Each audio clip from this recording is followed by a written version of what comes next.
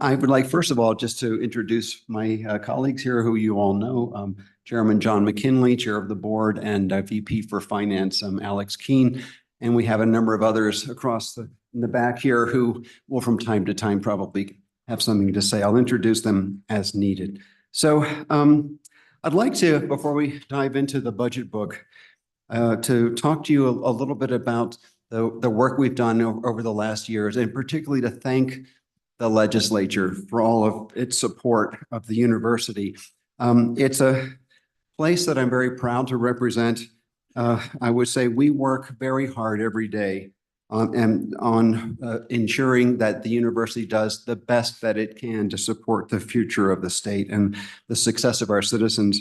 And we couldn't accomplish that with all the great support that we get from you all. And I just want to make sure you know how much we appreciate that. That support and the amazing impact that this university has on the state are the two key reasons why I was so attracted to apply to this job 4 years ago. And I'm honored to be in this role, and I continue to be enthusiastic about the future of the university and the state. So not only acknowledging that support, but we commit to working with you all to ensure that UW wisely uses the support that we get from you and remains a place that the state can be proud of.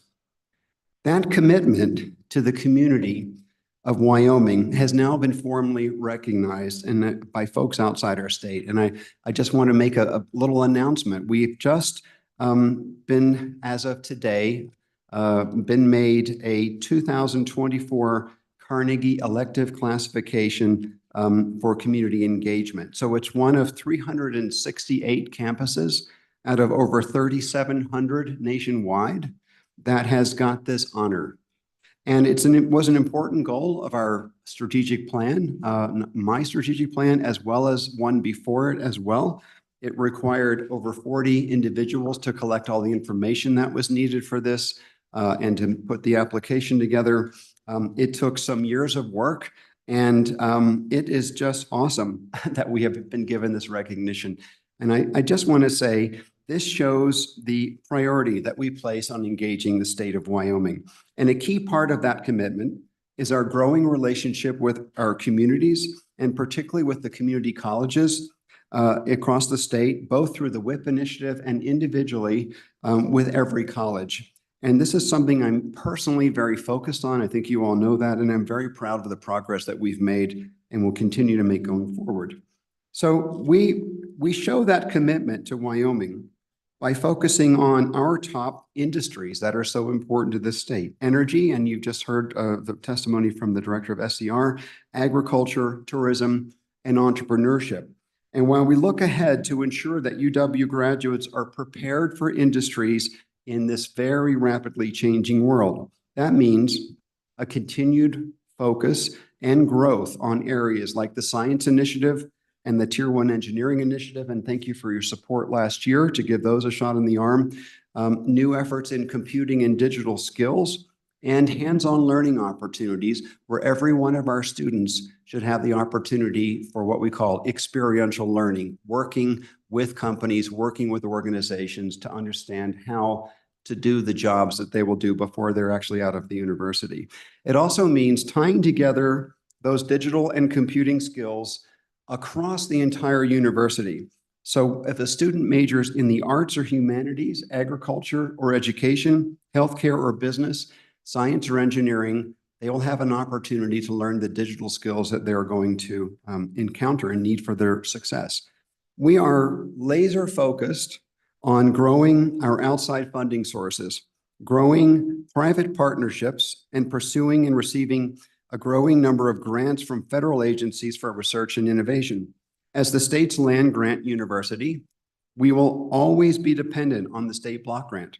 But we recognize that if we're going to grow our budget significantly, we must leverage your support, and we will, and we are, to bring new funds from other sources that will make us yet more effective in supporting the state's needs in education and economic growth. For example, we've just received a $6 million grant from the National Science Foundation to accelerate research translation for innovation, basically helping us build our technology transfer office. And we've been hard at work. There are more such grants in the works, and I can't yet make an announcement, but we have some big things in the works that I hope to be able to announce shortly. So stay tuned. And I also want to say that we do have some challenges, as many universities do, all universities facing national and local demographic trends, particularly bring enrollment challenges across the country. Fewer people nationally recognize the value of post-secondary education. And this is despite the fact that by a host of measures, a college degree is well worth the investment for most people. Nationwide, college graduates continue to earn on average more than twice that of high school graduates over a lifetime. They find it easier to land jobs. They're more likely than high school graduates to remain employed throughout life. And they're healthier and live longer, and they have less burden on state services. These are just national statistics. Now, here in Wyoming, our students pay less than most for that value. This is really important. The state's constitutional obligation to provide a college degree, quote, as nearly free as possible, coupled with the Hathaway scholarships, provides tremendous support of our state students. Now, here's a statistic to just take in. Of the 86% of Wyoming high school graduates who receive Hathaway support, 68% graduate from the University of Wyoming without any debt. That is something to be really proud of. And we're focused on even making that number better. That is a great story. Now, we are consistently ranked among the best values in higher education. So some of you may read U.S. News and World Report. Last year, they ranked Wyoming number 5 as a state for value in higher education. And they particularly cited UW's low tuition and low debt rate of its graduates. And just a few years ago, and this is amazing, the Wall Street Journal in 2020 ranked UW just behind MIT at number 2 among land-grant universities for value and number 5 overall of all national universities. So we have a lot of work to do with that, and we invite your help in getting the word out about the value of the higher education, and in particular, the University of Wyoming's unique ability within higher ed to deliver that value for such a low cost. Now, as I walk through the budget, I see our exception requests as very disciplined and very responsible, and I welcome discussion on every topic here. We are once again this year focused on people and programs in this budget, and true to the commitment that we made last year with the legislature, we do not have any capital construction requests in this budget.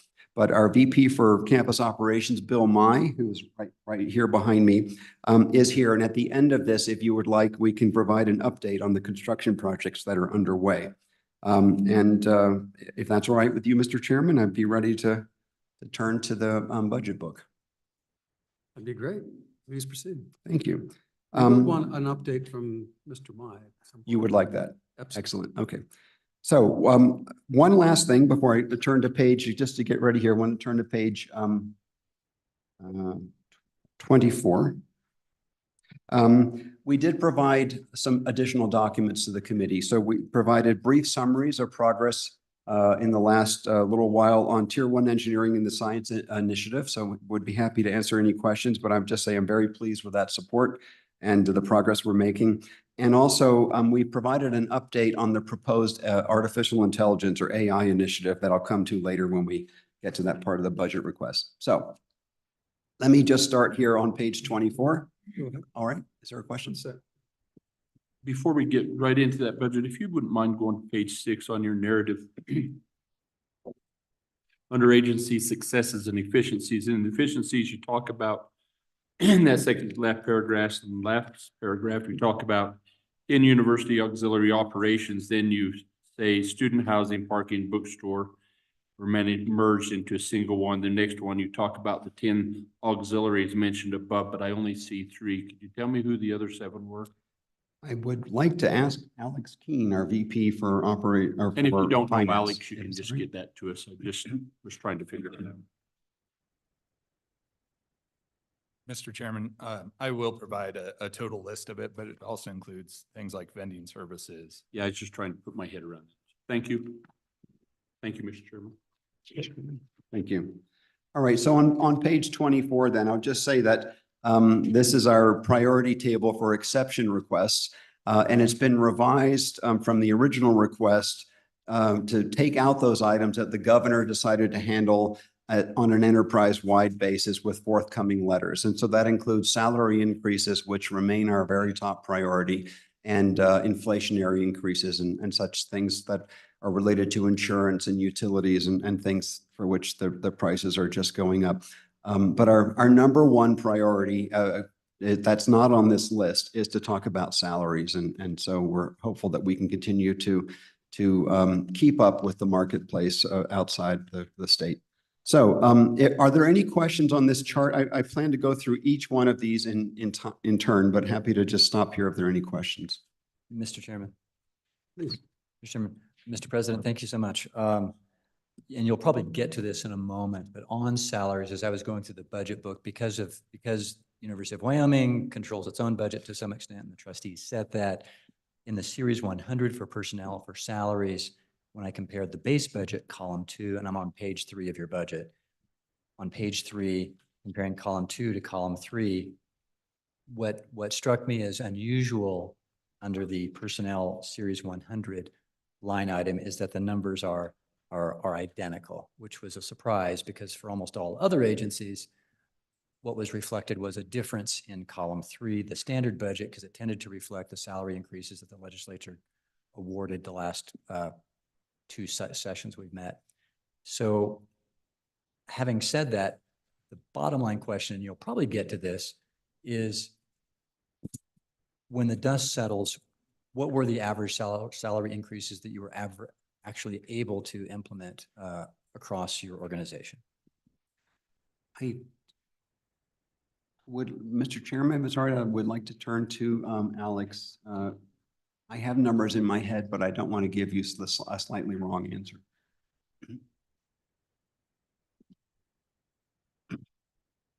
Mr. Chairman, Representative Stith, to your question on the 100 series, this is a bit of a historical thing with the University of Wyoming budget. Prior to, I think, back in the 2015-16 biennium, there was a line that was specific to health insurance, or that component of the budget that was taken out of the block grant. During the course of the budget reductions for 17-18, that number was held static so that if the university reduced its employee count, we would retain that funding that was for the health insurance so that the university basically could manage that full block grant amount moving forward. That number has remained the same since that 17-18 budget was established. And so we internally on the university side have to manage all of our personnel budget and the health insurance costs associated with that within the base funding, the 315 or 358 as recommended here in the governor's line, plus the 67 million that shows up in that personnel line. 1 second. Senator Salazar. Thank you, Mr. Chairman. Mr. President, good to have you here. Are you going to get involved? Are you going to discuss the AI partnership down the road? Yes. Okay, so I'll wait till then. Okay, thank you. Thanks. Okay, go ahead, Alex. Mr. Chairman, I think to finish on what were the raises for the university employees between the 2 raise pools that were granted. The university did utilize a little bit of a different process to do raises for the university employees between the 2 years allocations. The second year allocation, the larger amount that was about $12 million, that was split into 2 pools of funding, $8 million for the staff side and $4 million for faculty. And in doing that, the intention through the trustees' direction was to make sure or get to the extent possible all positions at the university to a $15 per hour equivalent. We have a lot of positions that are at the lower end of the pay scale. And so in doing that, we first added a set amount to every employee's pay to get them up to that $15 per hour equivalent. And so that consumed a fair chunk of that money. And then we were able to distribute about a 2.25% raise on top of that set amount. And so we tiered that based on what your base pay was. So employees under $80,000 got a certain set dollar amount, and then a 2.25% increase on top of that. And those over 80,000 got a slightly reduced amount, and then a 2.25% raise There was quite a bit of variation between the different divisions on campus as a result of that. So in our campus operations division, they received a much larger percentage increase because of the low rate of pay for the number of employees there. But I think as you sort of normalized it across the whole institution, it ranged from 2.25% up to around 12 to 15%. Some employees got a substantial raise out of this. But it was really a designed effort to bring those lowest pay grades up fastest. And Mr. Chairman, I would just add to that. For 2 years in a row, we worked very hard to focus on the low salaried employees and we worked very closely with the staff senate on this as well.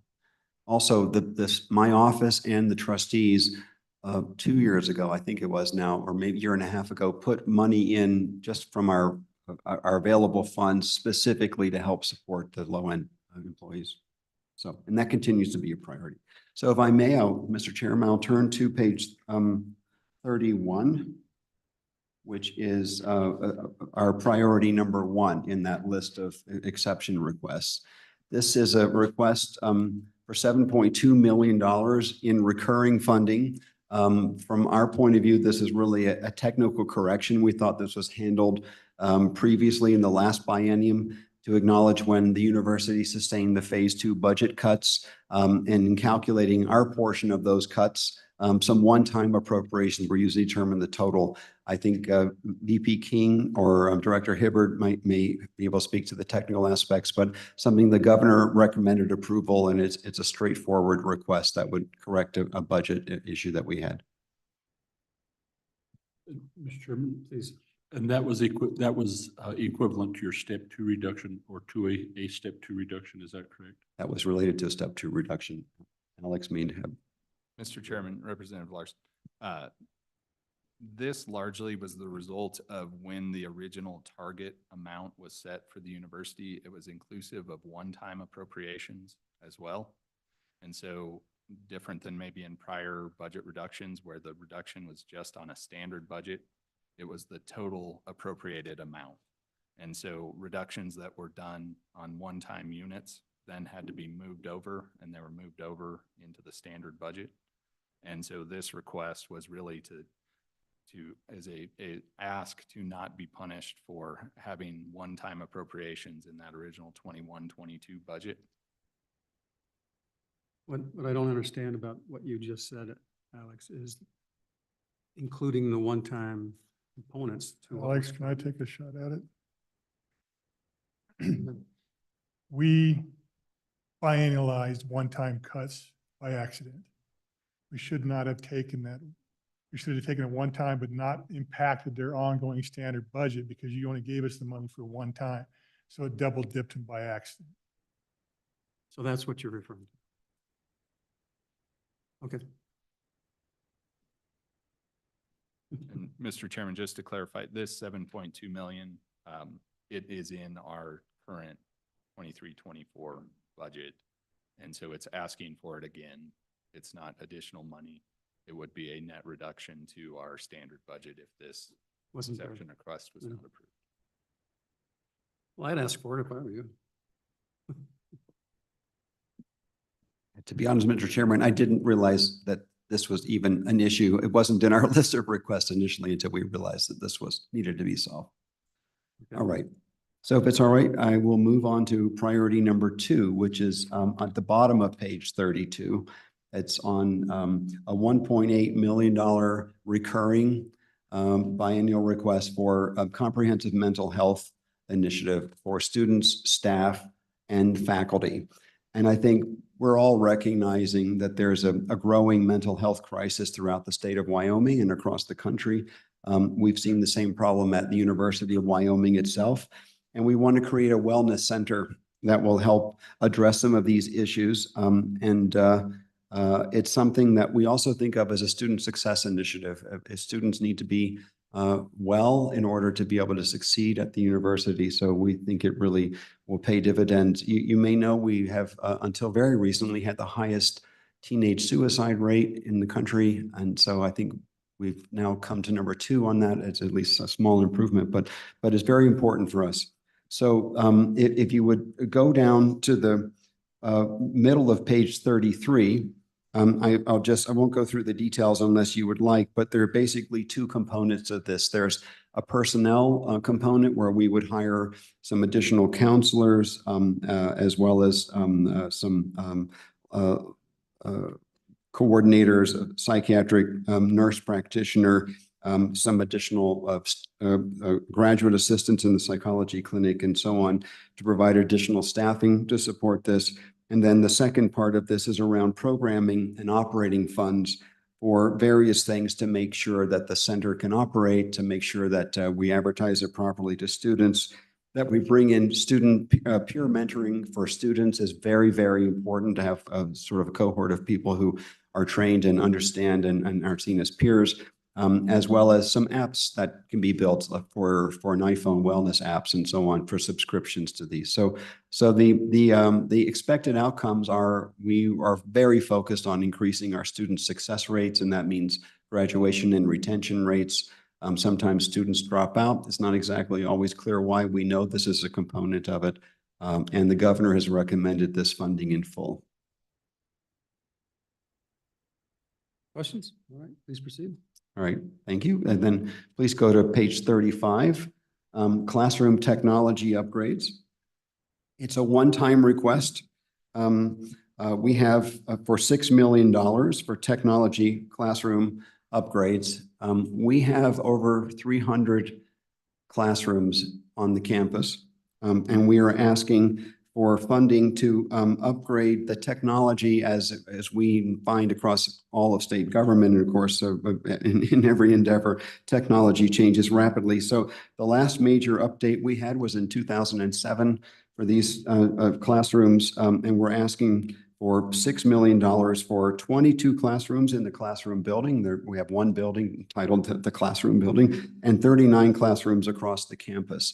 And this will help also with our delivery for online services and courses across the state. We think it will support revenue generation through enhancing the online program and help build the relationships with the community colleges. A lot of work is being developed for programs for pathways from community colleges to the university. This will help enhance our connections to them.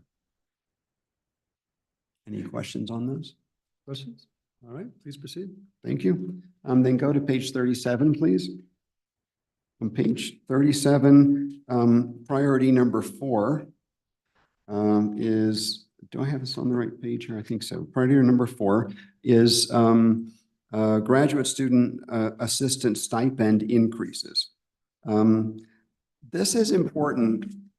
We have a growing number of graduate students, in fact, around 900 graduate assistants at the university. They are the engine for innovation in terms of research at the university, as well as to support, they themselves teach classes and so on. They're important for innovation and for economic development as well. And we are finding that we are just not competitive with our peers. And so we're asking for support for raising those stipends by about 20%. I will say I met with a faculty cohort recently where they said that was their #1 priority. Some of their grad students told me that they were pleased that they had a small raise last year that brought them out of having food stamps. That is not a good situation for graduate students. The governor did not recommend this request, and I'll just say that we respect that, and we will work hard with our trustees and with our to find what we have in terms of internal resources to continue to support this. What do we gave them something last year? There was Was it last year or the year specifically, before? I just recall doing it, there was discussion. or maybe Mr. we didn't Chairman. do it. There was some AML funds remaining for energy stipends for graduate students. That was part of the last biennial Okay. approach. I will just quickly note with the pool, the compensation pools as they're appropriated in the language around them, they're for benefited employees. Graduate assistants are not considered benefited employees, and therefore we don't use the pool of funds that's appropriated for increasing GA stipends. Just So when was the last time when did it increase to 16,000? Mr. Chairman, so within the university's internal budget process, we did do a small increase effective for FY '23. But that was an ongoing of around 2.25% that we were able to do internally. But we are getting further and further behind the peer institutions, and we do not have $3 million over the biennium internally to put toward this without having to reduce funding somewhere else within the institution. And that 20% gap between where our peers are and where the university is really a significant challenge to overcome without additional. Go ahead. President Seidel, if you wouldn't mind going back to that classroom technology on page 35. And I just want to pose the question, because it looks like a total of 61 rooms, varying in what you do. But if you took that 61 rooms, it's about 98,000 a room to get them upgraded. Is that a fair? And we think that that's really what it takes. And it seems like a lot of money, but I don't know. There are lots of components of this, from enhanced cameras to internet connectivity. There are various things that are listed here, in particular, fully integrating capture, recording, and streaming. We want to make sure that we also are able to provide the libraries of videos of our lectures that can then be streamed and so on to be made available. So I've not gone through in detail like the cost per classroom, as you have pointed out, but I think there must also be some central of services that have to be provided as well. All right, please proceed. Oh, go ahead. All right, thank you. One second. No, sure. Mr. Chairman, Please. Representative Larson, you can't do a simple division because some of those are the science initiative, building rooms, the engineering. Yeah. It gets layered on top of each other. Well, I mean, on the science initiative rooms, those guys should be state of the art already, pretty damn close to. And zero new tech as of today on those classrooms. Mr. Chairman, we do have a room by room analysis of what the cost would be, and it ranges from 72,000 up to 288,000 if we're replacing the stadium seating and other. Okay, please proceed. Thank you, Mr. Chairman. If it's all right, well, then I would turn to page 38. Chairman? Oh, yes. Senator Guerrero. Thank you. Sorry, Mr. President. I just go back to the graduate assistant line here. Just want to make sure I have it. So currently, graduate assistants are making $16,000. True or false? I don't have the number here. Perhaps Alex does, Mr. Chairman. Mr. Chairman, Senator. Yes. On average, yes. And so, and then follow up. He said on average, so what's the range, by the way? So, Mr. Chairman, Senator, the university, through our Office of Graduate Education, sets essentially the minimum, which is what the state aid portion funds. There we go. Each unit has the ability, if they have their own resources, to add on top of that, and some of them will, when they have resources available, add to that.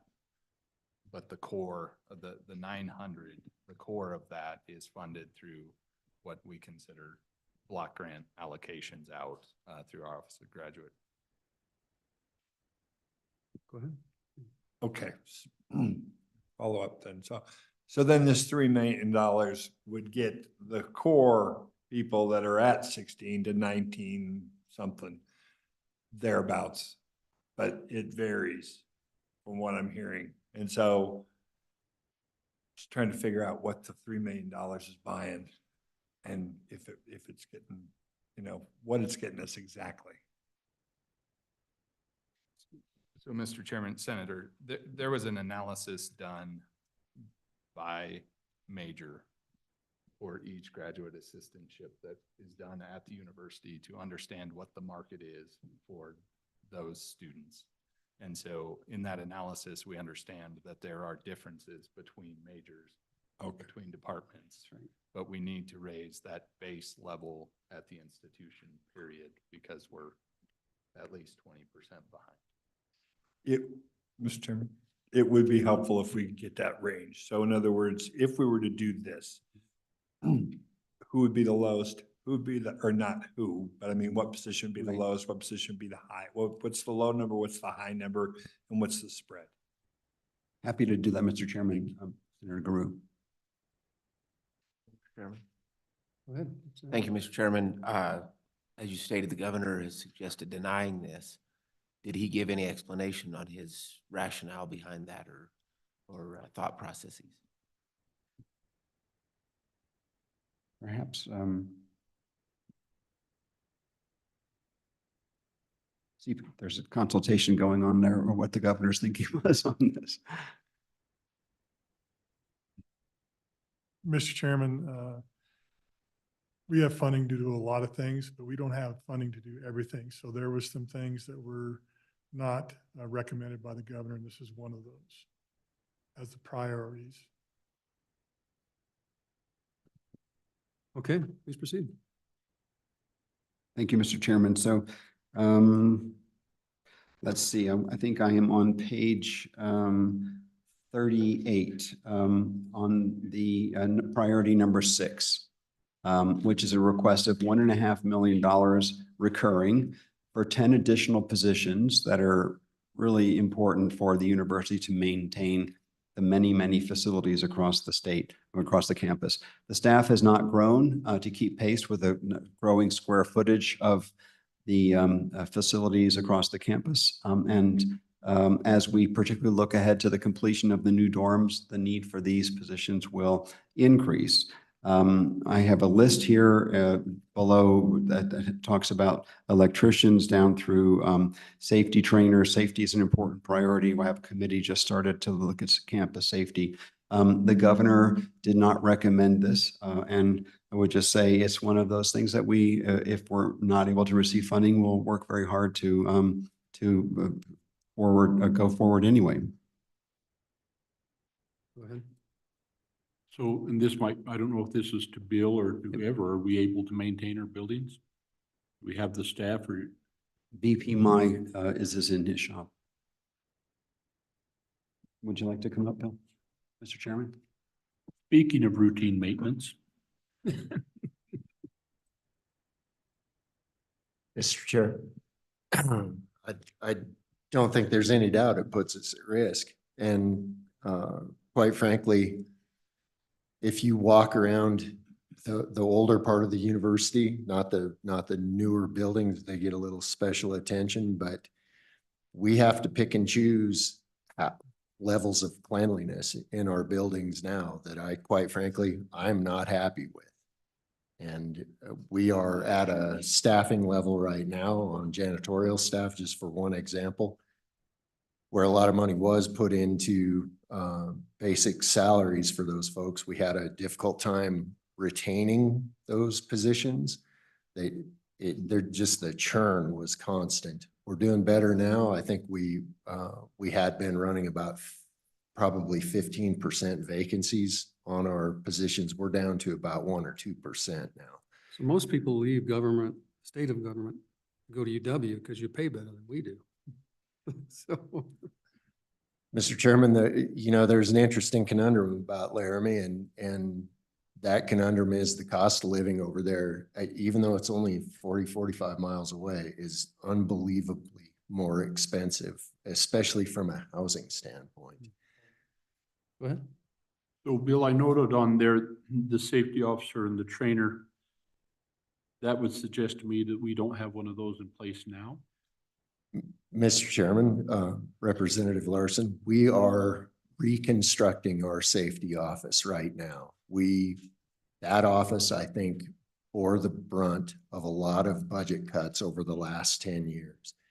And as you can imagine, with a lot of labs on campus, just as one example, it's critical that you have a solid safety program. And we've had a few instances that have gotten our attention over the last couple of years, and it is an So follow up. extremely high priority for us. Follow up, so could you provide us with your lost time accidents and over the last couple of years, or has that been going up? Or are you maintaining? I think that's a concern that we would have is. Mr. Chairman, let me report back to you. Let me get you a report back on those statistics. Thank you, Mr. Co-Chair. So how many electricians and plumbers do we currently have? Mr. Chairman, live bodies, I'm not sure I can answer you live bodies question right now. We've had some turnover in all of our shops in the last 2 months. I believe our electrical shop is staffed with 6.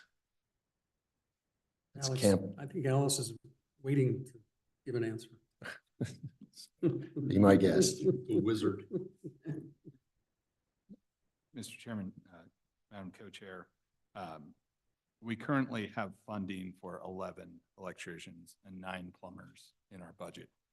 I will note, though, that this is not a new ask. This has been an ask for a number of years. And so as we sit here today, our Board of Trustees authorized us to move forward with hiring some of these positions due to their critical need, and we're funding those through vacancy savings that we have. And it is that sort of situation where we can't sit around and wait until we have additional funding. And so we try to manage our vacancy savings institution-wide and make sure that when we have critical needs, that we are putting people in those positions, because we know this is the level of staffing that we need to get to. And so our Board of Trustees supported that action, but it is a top priority as we move into the next budget. So the, at 150,000 per year plus 75,000 benefits, that's higher than 2/3 of all the lawyers in Wyoming. That's biannual. Oh, okay. It's too bad. Mr. Chairman. Oh, okay, 1/3 then. Go ahead. So Alex, help me. This would go into the block. Is that right? And said, so there's nothing that says once it's there, that's what it has to be used for. Mr. Chairman, barring some sort of footnote, yes. And Mr. Co-Chairman, follow up. Please. So I understand that you currently have funding for 11 electricians, correct? When was the last time you had employed 11 electricians at one time? Mr. Chairman, actual filled positions, it's been some time. So you're wanting to add another position, even though you're unable to fill the current positions you have vacant? That's correct. And this will go to the block grant? Mr. Chairman, this would go to the block grant. It would go to our budget in operations. Go ahead, John.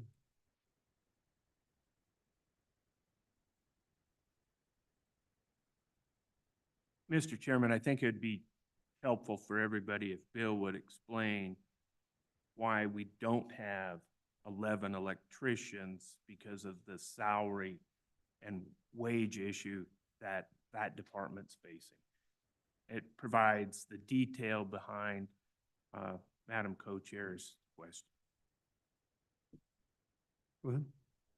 Mr. Chairman, our wages for not only electricians, but controls shop personnel, plumbers, you can go down our list, has been woefully under what the Laramie market demands. As soon as we hire somebody, get them trained up, we have a good person. We have so much construction going on in Laramie right now. We do. UW does.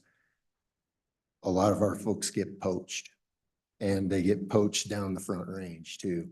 So we have a two-headed problem here. One is has been historic inadequate pay. So that's why I would say we haven't had our full complement of any of these folks, whether they're in the control shop, plumbing shop, carpentry shop, whatever it is. I think this last round of salary increases has done a lot for us to be able to attract those sorts of folks and retain. So just to follow up on that. So the reason you don't have 11 is because you're using those funds to pay 9 or 7. That has historically been the case, Mr. Chairman. And so you're paying them more than what we have appropriated for those positions. Mr. Chairman. Through the block grant. Correct. That's correct, Mr. Chairman. Go ahead. So it would be perhaps reasonable, it maybe would be reasonable for us to think that we would get those positions filled and see how that works before we ask for additional positions would be one thought.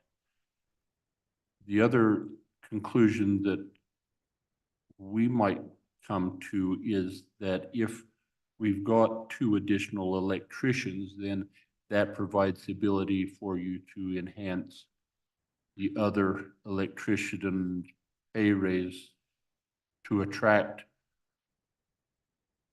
away from the competition. And so kind of help us understand the direction you feel that this is going, because I think Chairman Nethercott's points has validity. If they're not full now, why are we asking for 2 more? So, Mr. Chairman, I was trying not to hijack this whole conversation, but you're cornering me here. So I'm just going to take in a disproportionate amount of time, and I apologize for that. So when VP Keene noted that operations, the campus operations had got a disproportionate, maybe not disproportionate isn't the right word, but proportionately larger amount of the funds that went to staff out of that. Remember the 12 total, 8 went to staff. We got a proportionately larger piece of that in operations. And the reason for that is under Alex's direction, the HR division went through, Alex helped me, what was the Deloitte, right? Did the study, did a salary study on campus. Well, a lot of our folks shook out really well in that salary study. That was only finalized in July, and actually there's still work, I think, continuing on it. But as far as our folks go, that was finalized in July. So we were able to, through that higher allocation of funding, we were able to retain folks, some of our top talent, frankly, and we have some really good folks at that place. We were able to retain them, and we have been successful at incrementally adding these positions and successfully hiring, because the salaries we're paying are now high enough to attract these folks. Also, to VP Keene's point about prioritizing at least a few of the positions since July 1, we have come through with, and it's taken some time because it didn't all happen July 1. It happened as we identified vacancy savings that were available. So I think we released a couple of positions in August and a couple of more in October. And the hiring process at UW takes a while. You don't just go out and hire somebody. So we're in the process, and this kind of goes back to the co-chair's question about, if you have 11 now and you can't keep those filled, why would we give you more? And the answer is we have finally addressed, or at least part of the answer is we have finally addressed salary issues to the point where we're successful at attracting candidates. In the past, we weren't even getting qualified candidates. Now we are, and getting 1 or 2 candidates for a position is often not great. I mean, you don't want to be forced into hiring somebody that has less of a background than you're looking for. I'll put it that way. And so we are going about this methodically, and we're going about our searches methodically, and it takes time. I do believe that we'll be able to hire the full complement And I believe that the additional positions that VP Keene has authorized for us based on those salary savings, I think that's what you're seeing in this is we're trying to help ourselves. Just trying to understand. Takes time. Thank you. Okay, please proceed. Thank you, Mr. Chairman, and thanks, Bill.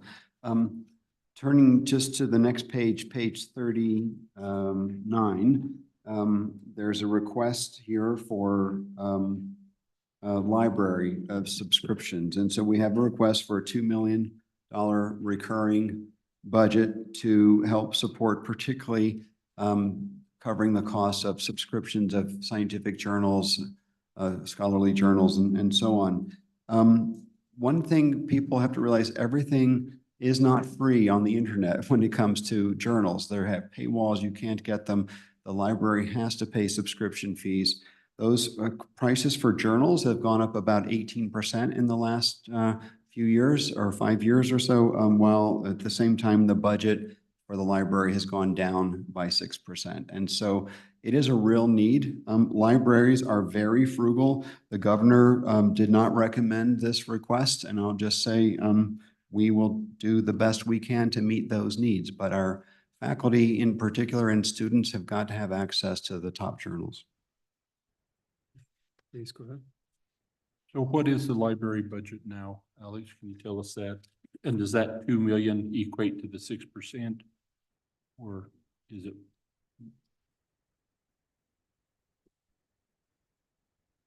Mr. Chairman, Representative Larson, for FY '23, the actual expenditures for the collections budget was $8.2 million.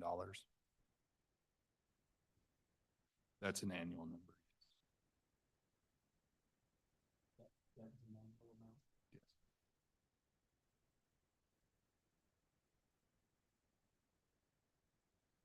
And to follow up on that, Alex, what's what it has, can we get a perspective of what's been over the last 10 years? And if it's, my understanding is it's one of the areas where, one of the easiest things to cut when you don't have any money. And so where has it been? What's the highest it's been?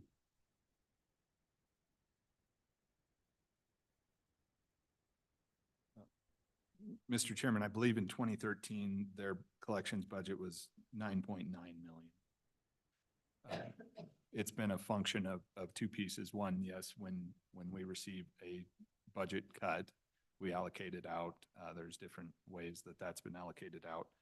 So this has seen a cut in the budget since 2013, but that then coupled with the increase in the cost of acquisition is where it's becoming less manageable.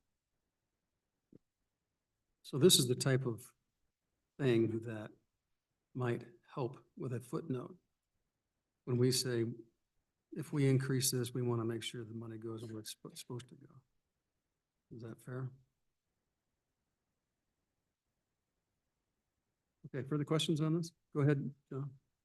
So, Mr. Chairman, to put this in a little context, over the last 5 years, that budget has gone from 9 million down to its current amount that you heard. At the same time, because of inflation and increase in those costs on the journals and the journal prices, that's about 18%. So we're getting hit on both ends. That's the reason for the request for the $2 million ongoing request. A footnote or even specific to the library would be fine with UW, but we can't continue to suffer the pull both ways because it just really hinders the status of the library. Okay, further questions on that? Please proceed. Thank you, Mr. Chairman. So I believe it is time to move to page 40 for priority number 9 on our list here of exception requests. This is for the Artificial Intelligence Initiative. The request is for $2.5 million recurring and a $7.5 million one-time funding to enable the university to develop an AI initiative for expertise and also for some equipment, and thirdly, for an industry partners program. I will just say that up to now, the budget requests, every exception request has been really just supporting the foundations of the university. This is something that's very, very future looking and very aspirational, but one that I think is absolutely essential for the future. Everyone, I'm sure, in this room has witnessed what is perhaps the most transformative technology in history. And I don't say that lightly. I will just say I've actually just been asked by the Department of Energy to chair a committee to recommend their priorities in computing facilities for the next decade. And this is by far the top thing on their list generally. So I'm just saying it's everywhere. We have, just to recognize, we have students who will be entering the university next year. And by the time they graduate, the world will look very, very different. Every single market is going to be transformed by this. I just over the weekend, I saw a video of a robot lab at Stanford that was trained by watching people cook in the kitchen to be able to actually cook everything, including breaking eggs, et cetera, et cetera. So just an example of the kind of revolution that's undergoing across the world right now. So anyway, this request was recommended by the governor, but with first of all, recommended to go forward with a $2.5 million recurring budget, as well as $2.5 million for the one-time funding instead of the $7.5 million. And so we have reworked our budget request, and we've submitted a document to you. I have a copy of it here. Don't have to go through it in detail, but I'll just say we do believe that the governor's request would allow us to really get started on this. We also would anticipate at the next biennium coming back and to report on our progress on this, and potentially to ask for some additional funds. But in a nutshell, what this would do, it comes in two pieces.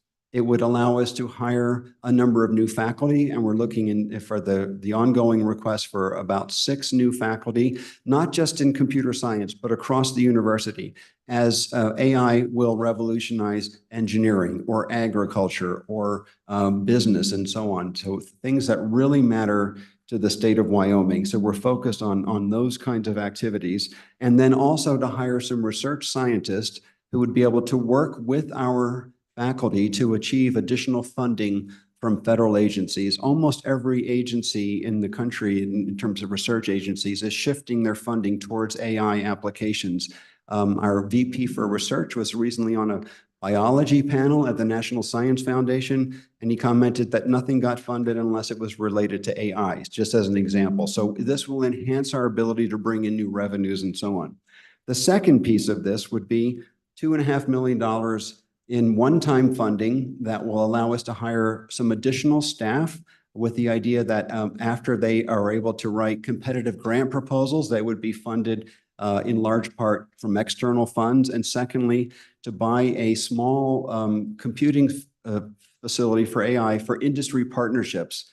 And I have worked very hard with our team here. We've interviewed at least 10 companies who've written letters of support that they want to work with us, Wyoming companies and national companies, to make sure that they can maintain a competitive edge or to keep up with the competition. So in a nutshell, that's the request. And maybe I'll stop there and see if there are any questions on it. Representative Larson. Thank you, Mr. Chairman. Eric, I'm going to put you on the spot a little if I can on this explanation, because so we're going to approve 2.5 in on ongoing funding with the requirement that the funds only be used for fields such as automatically takes away the specificity of what it is, such as agriculture, energy. Well, why just those? Why not in law? Why not in business? Why not in all the other areas it is? Oh, but there's a caveat. It can be related in other areas important to Wyoming's economy, so that could include everybody else. So why have the damn footnote like that? Yeah. Mr. Chairman. Representative Larson, good question. Thank you for putting me on the spot. I do think that when we were having those conversations is that we were trying to look at specific industries that might be beneficial for that. And then to your point, it does sound like it is a little more open to that. We can go back and try and refine that. And then I also wanted to take a look based on the proposed letter that you got from the university and the changes to make sure that that still follows suit with what we were envisioning to approve. Well, and Mr. Chairman, and I get it, and I'm, when we left. You know, as I know so little about this whole area, but it is so far reaching on everything, but now we're trying to put these restrictions on that we may not be qualified. So, okay, thank you. Fair, Mr. Chairman, thank you. Mr. Chairman, Okay. Mr. Chairman, I agree Wait, with, one second. Senator Salazar was. Already. Thank you, Mr. Chairman. So I want to piggyback on Representative Larson. I know very little about this, other than it's going to change our world very, very quickly. And since you are standing up a new program, I feel comfortable asking this. You have to engage or we'll be left behind, clearly. And maybe it's a question for the board, but I'd like to hear your thoughts on, is there a need for either a mission statement or a list of principles when these discoveries come out of UW, these new technologies, and how these are applied into our society? And because that's going to happen. What are your thoughts on that?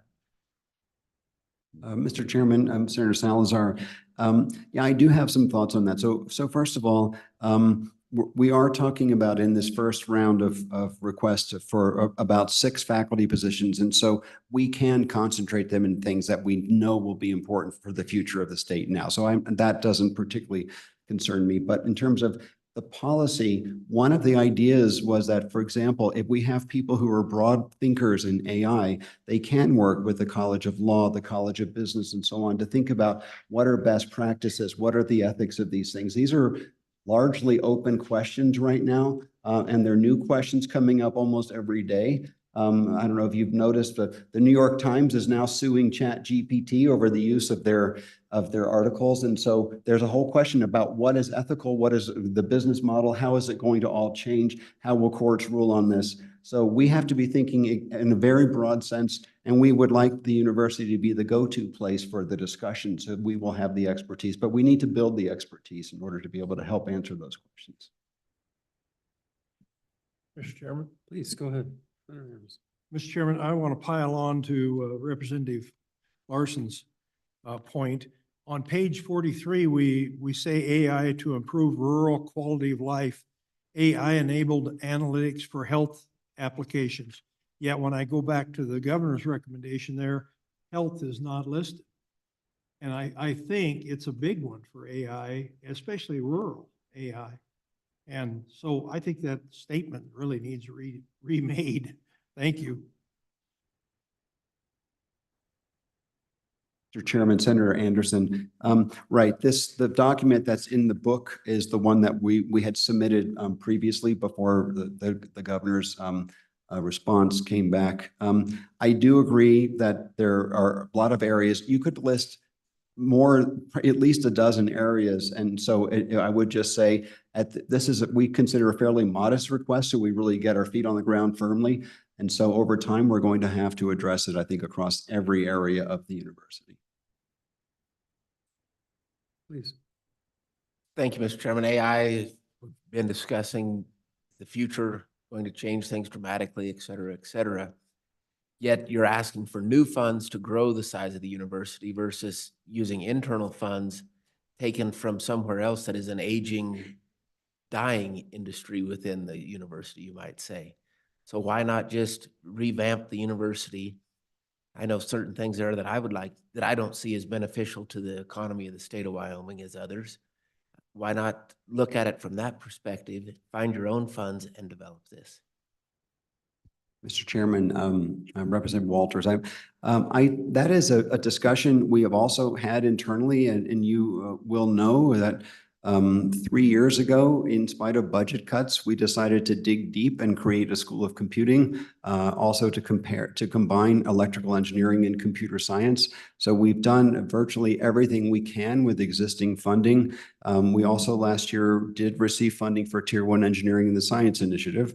And so that's an area where there will be enhanced funding in those areas. However, there were already pent up needs for everything from mechanical engineering to civil engineering and so on, just due to sustained cuts over the last decade to the university. So we're very, very thin. So we're trying to both build back towards where we need to be in traditional areas that are still important, as well as think about this new area going forward. And we just don't have the resources overall in order to completely do what you're saying. That's why we consider it a fairly modest request to get us started. We have only a handful of faculty who have expertise in AI at the moment. And I will just compare us with other universities. University of Utah just announced a $100 million initiative. Similarly, University of Florida. MIT has reorganized its entire university around AI. University of Pennsylvania has put hundreds of millions of dollars into it from royalties from some of the COVID vaccines that were made available. So universities across the entire country are scrambling to invest what they can here. Please. So I'll follow that up with a different way of asking this. If this is denied in its entirety, is it important enough to you that you will do some reorganization within the university to figure out a way to move it forward? Or is it only important enough if you get new funding? Oh, it's important enough. I will do everything possible to do what we can in this area. I think it's essential for the future of the state.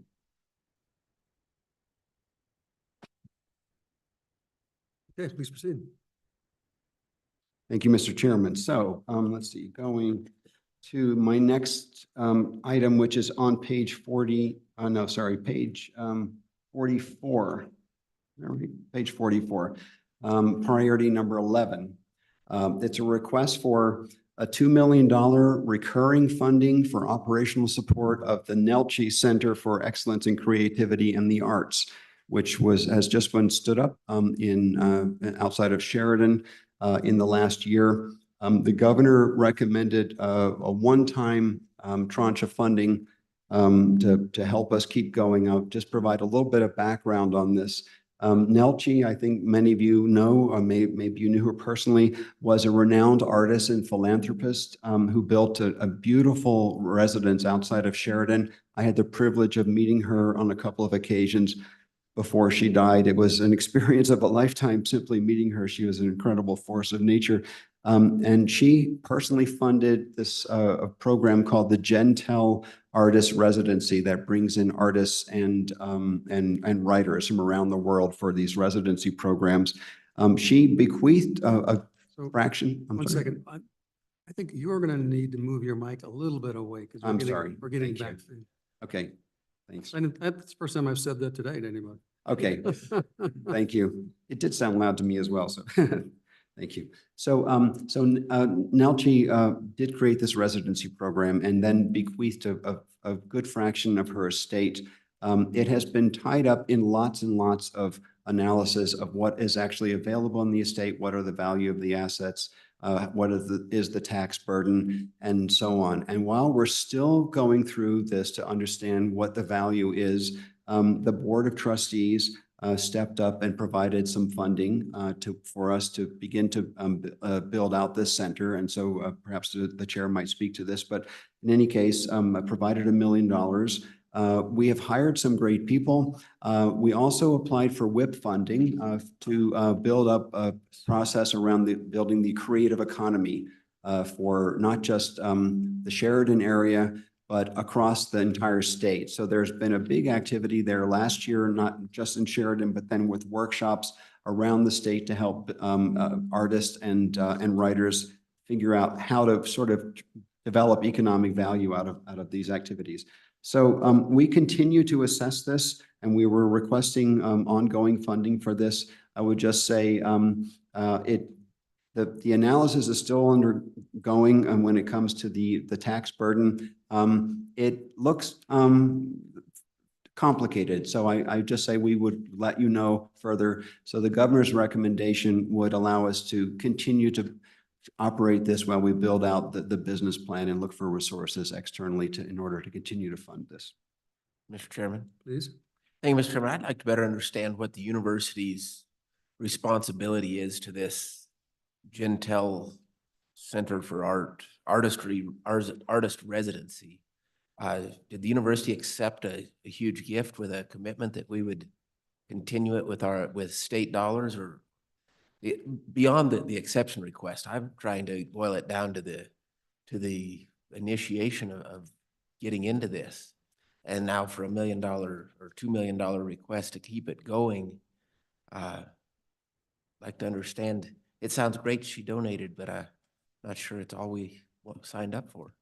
That's Mr. Chairman, Representative Walters. It's a fair question. So the backdrop of this is that she was writing personal checks to run the Gentel residency program herself on a monthly basis, as I understand it, just out of her checking account. And we developed a relationship. It predated me. Tom Buchanan, President Buchanan, developed a relationship and then developed a gift agreement that upon her death, she would bequeath a fraction of her estate. And it's largely the land holdings around Sheridan that she had. And so when we took this to the board, when she passed away 2 years ago in April, we did an analysis and we had exactly the same concerns. Could we accept this gift? And we developed basically a plan that says if the entire gift turns out to have a value of between 0 and something, then we would do what we could, but we wouldn't promise to continue this. So we wouldn't continue to operate Gentel in perpetuity. If it was above a certain amount, I don't have the numbers in my mind right now, but then we would have enough earnings on an endowment in order to run that program in perpetuity. So we were very cautious and careful about the agreement. The whole thing is still, we have not actually gone through the analysis completely. We have lawyers and accountants. We have regular discussions. I did personally chair the Gentel board for the first year. I promised Nelgie before she died that I would do this to try to keep it in a good place. Now Scott Turpin, our Dean of Arts and Sciences, chairs the board. But at the moment, we do not have an agreement that would require us to continue to fund this. Nor to completely accept the gift, depending on so we have sort of a flow chart. If there's this much money, we can do this. If there's that much money, we can do that. Follow up. Please. This kind of a gift kind of reminds me of a ranch that was given to the university a few years ago, or many years ago. And as soon as that person passed away, the university quickly decided the cash was more fun than the operating cattle ranch and promptly sold it. Yet here and our agriculture to me is a lot more important to the state of Wyoming than art. So I struggle to see a need to spend a couple $1 million to keep this moving forward when the university was so quick to sell an ag property, and ag has such a deep-rooted background in the state of Wyoming. So there's really no question with that other than a statement of a little perplexity on where the university's values are. Go ahead, Chairman. So, Mr. Chairman, and follow up to Representative Walters' kind of broad area of inquiry. From the university standpoint and the trustee standpoint, we're still taking this in baby steps. So there are about 4 categories of potential assets that were initially envisioned to be able to fund a permanent endowment for operation of the Nelgie Center. Those would be cash/securities, various real property located in Sheridan County, art, and the center itself. Because of the slowness in realizing the value of those assets into an endowment, at the same time, UW is now responsible for standing up a program. That is the reason for the $2 million request for the program. The trustees have funded it to get it stood up. We still have a concern and we still have a window of time to make a final decision on whether it's prudent to accept all of the real property and stand it up, or if some of that real property will need to be sold. And though we have not come to those decision points yet, my recollection that the final estate tax return and the obligation has not been finally determined, and the amount of that final estate tax has not been finally determined.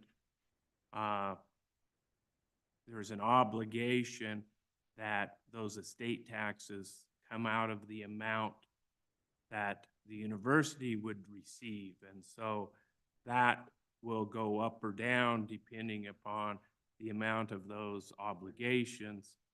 As everybody sitting over there knows, even if we have a $30 million permanent endowment, it generates a little over $1 million a year to operate the NELG Center. And so that's the nut that all of us are trying to address.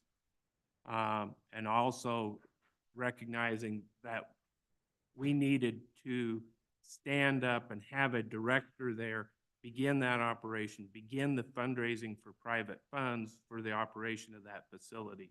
So we did that almost a year ago to begin that process. So how much have you expended to date from just to do that? My recollection, I'm going to hand it off to Alex, but my recollection, the first year was about 750,000 plus or minus.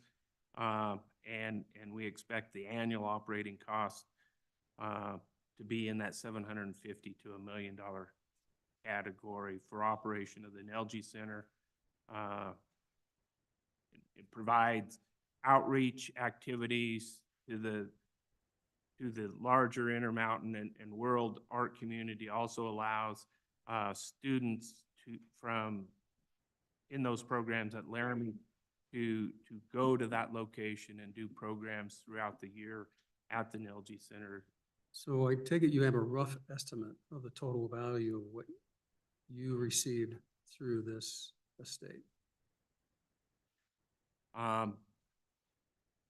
We have a rough estimate. The problem is recently there was some indication that the IRS may be taking a different look at the return, which would impact the amount of the estate tax. And I'm not at liberty to disclose any of that information. But the question is, in a kind of a worst case scenario, let's say, at a higher estate tax obligation, are we creating something that we're going to have a responsibility to fund with extra dollars because we haven't counted our marbles right? In other words, Mr. Chairman, at the one-time request, the answer would be no. With an ongoing request, it may be one of those situations where the ongoing operational costs are borne by the block grant versus an allocation of true numbers compared to the income generated over the endowment. And so that's the situation we're in right now. It's very fluid. There's commercial property and there's some residential property that's still sitting there that's being marketed by the estate right now, not by UW. okay, further question? Please proceed. Oh, go ahead.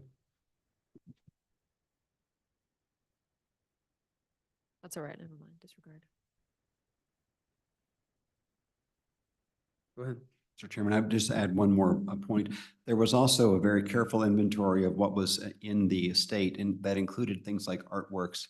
And for example, it was discovered last year, there was a sculpture that was worth about $1 million that was sitting on a shelf. And so now I think we've perhaps finished the inventory, but it just shows like the uncertainty of exactly what's in there in addition to the tax issues that Chairman McKinley talked So are there any battles with any other beneficiaries that are potential ones? So, Mr. Chairman, the good news is the siblings have been working very closely with UW and have provided bridge funding for the operation of the NELG Center to assist in honoring the wishes of their mother during this transitional period. They've also even worked with us on the tiered system in the event that certain milestones are not reached, then UW does not have permanent obligations in exchange for the gift. And so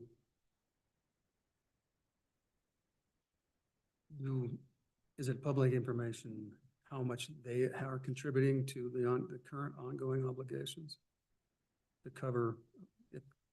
If this, obviously, what you're asking for is a full amount theoretically, so they don't have to do that anymore. Is that also correct? Mr. Chairman, I learned long ago to be careful not to step on my own tail. And so I am a little concerned that it's not public information. So Yeah, Alex, and that's fine. Alex can circle back, and if it is, we can provide it. If not, we'll need to hold it close to our vest until All right. all that's done. Anything else? All right, please proceed. Thank you, Mr. Chairman. We look forward to hearing from you. We'll be back to you. All right, thank you. If you wouldn't mind, please turn to page 48, where we talk about athletic competitiveness. And so I suppose you're familiar with this from the past. There's this funding that's requested as part of a standard budget that allows the Cowboy Joe Club and the Department of Athletics to access a state match. I guess I'm too close to my microphone again, of $10 million per biennium. This request started back in 2015 to address what are extraordinarily increasing costs of Division I athletics and our participation in the Mountain West Conference. I'll just say In addition to loss of funding from us, it was a catch-up. Go ahead. Thank you. So we think it brings great value to the state. It supports our competitive position in sports. I'm very excited to see our attendance rates this year were excellent. We won 9 games, the first time in quite a number of years, including an extremely exciting bowl game. Maybe some of you saw the field goal that put us over the top there, and just positive national exposure. So the governor recommends approval of this budget. That's not an exception request. So with regards to the prior appropriation, was it all matched? Yeah, I think we have the information, but yes, more than matched. Mr. Chairman, yes, the 5 million per year has been matched every year that it's been available. Great. Mr. All right. Chairman. Go ahead. Mr. Chairman, follow up on that. You say the 5 million has been matched. Is there capacity for more?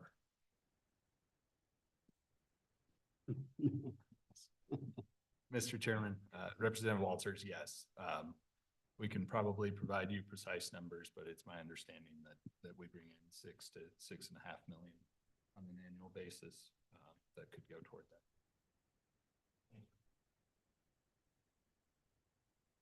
that. Okay. Any further questions on that? All right, please proceed. Oh, Mr. Chairman, thank you. I'd like to turn to page 51, please.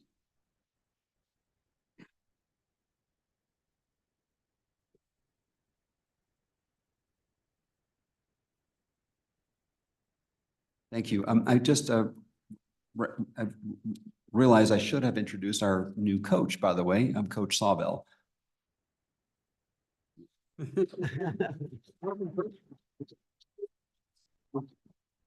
It's all right. Come on up.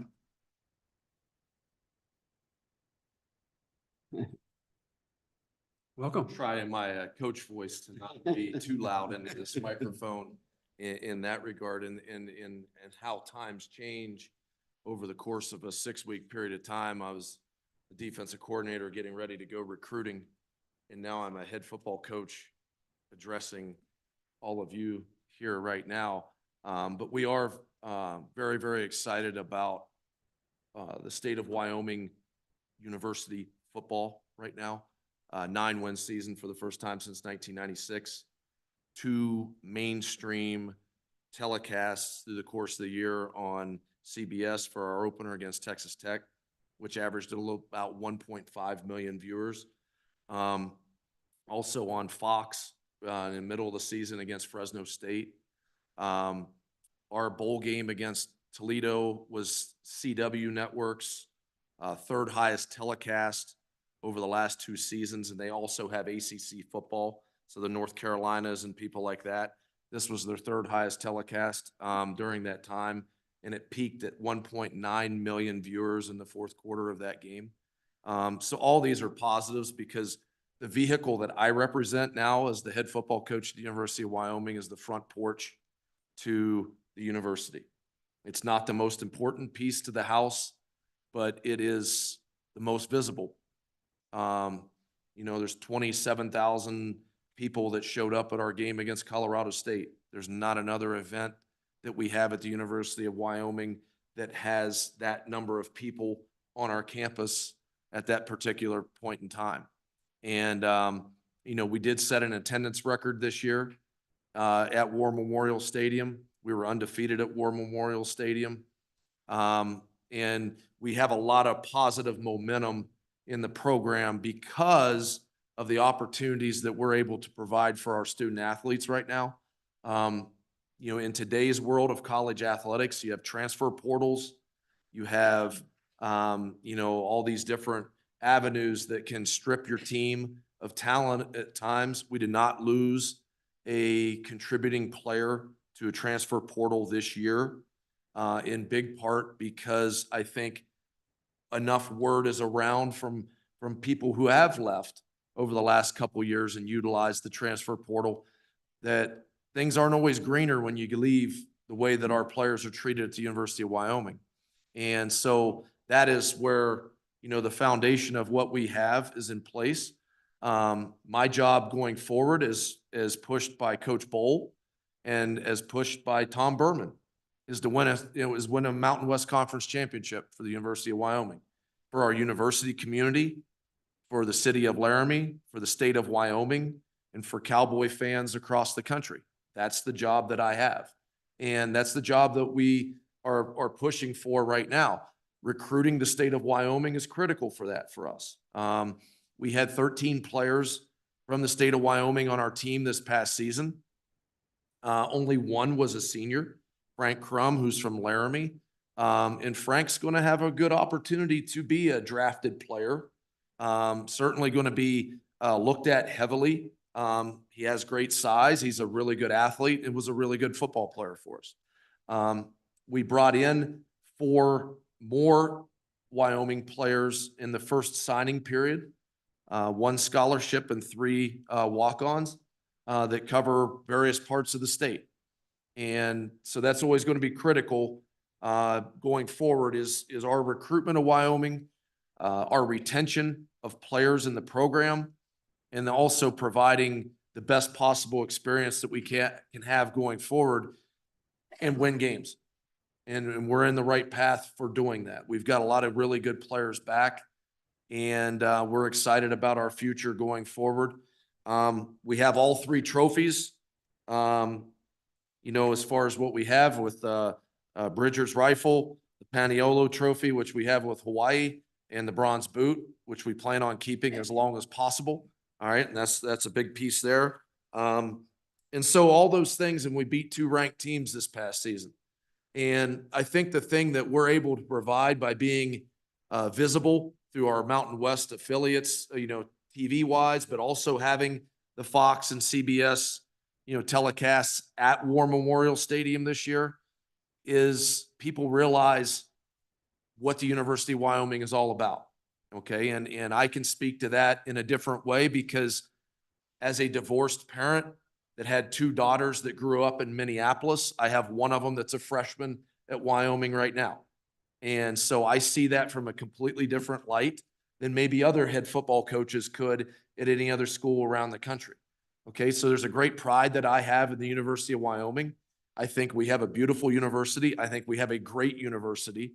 And my job is to show the best front porch to everyone around the country about not only how we play, but the style of play that we have that's going to reflect the people of this state, that we're going to be hardworking, and we're going to fight, and we're going to compete every single time that we go out on the field.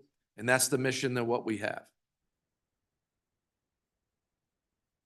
Okay, questions for the coach? Welcome. Thank you. Yeah. Appreciate it. Good. So Washington State will be an interesting. Yeah, with Washington State and Oregon State and that weird alliance that we have right now. We'll play Washington State each of the next 2 years. Who knows where that goes from there, whether one or both of those join the conference. But the landscape changes so much in college football. And it's critical for us to continue to play at a high level, advance ourselves at a high level, because what happens is it's a constant merry-go-round, and we don't want to be left standing while that thing is turning. And so that's where the facility improvement that's going on this year with the stadium, the continued competitiveness that we have to achieve within the program. Like, we're a Mountain West program right now that they couldn't leave behind if there is some other kind of reorganization. We have great attendance. We have a very good track record. We beat a Big 12 team this past year. We're competitive in all non-conference games. We're not a team that could be left behind. And we have to maintain that, because as things keep going, there are Mountain West teams right now that if certain things happen and there were certain other alliances that happen, there'd be some Mountain West teams get left out. And we've got to make sure we stay ahead of the curve to not be in that position. Great. Questions for the coach? All right. Thank you very much. Nice to see you. Thanks, Coach. Nice to see you, Randy. Thank you. Yeah. And if I could just add, Mr. Chairman, on that, I was going to make a similar point about the Mountain West. I sit on the board of the Mountain West Conference, and it was a crazy year to be on that board. I tried to take a vacation in the Wind River Mountains this summer, and as soon as I got out there were like 20 text messages from the fellow presidents about the whole thing. The Pac-12 is melting down, and they're going to try to raid us. And so we were very worried about what might happen. And exactly what the coach has just said, having our program as strong as it is really cements our position in the Mountain West. It made a huge difference. Thank you. All right. Okay. Please proceed. All right, thank you. I will move on then with your indulgence to page 51, the brucellosis research funding that we have. We have funding of $891,000 that covers brucellosis testing research at the university.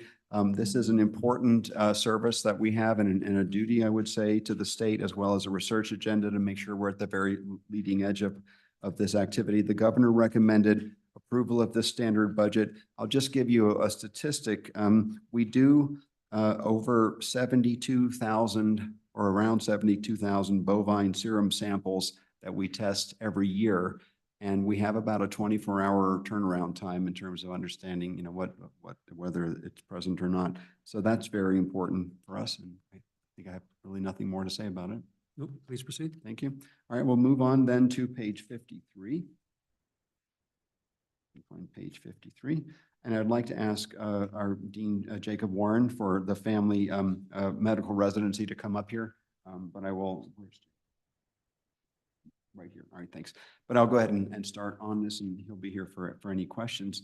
So I'll start with this. We have a series of things out of the College of Health Science to bring to you, starting with the family medical residency practice. And I think everyone here understands that in order to become a physician, a medical student has to complete a residency, and we want to make sure that students carry those residencies out here in the state and they stay here. And I will say that more than 10% of the state's practicing physicians including many in rural areas where the whole state's a rural area, have come through that residency. And for us, it's a very important program. The governor approved the standard budget request of $14.8 million, and there aren't any exception requests specifically for this, but perhaps Dean Warren would like to make a comment. Welcome. Thank you, Chair. Thank you, committee. Yes, just to echo President Seidel's comments. Another important context to this is that 57% of physicians practice where they complete residency. And so that's why it's so essential for us to continue the support for this program, because where physicians complete their training, chances are is where they stay. So for all the investments we make into WIME and all of our medical education programs, the residency represents that final step in ensuring that we provide opportunities for physicians to complete their full training and remain here in Wyoming. Questions? So there was an article circulating this fall regarding some of the existing classes and having issues with you, I believe. Just tell us what that was about and what the status is now.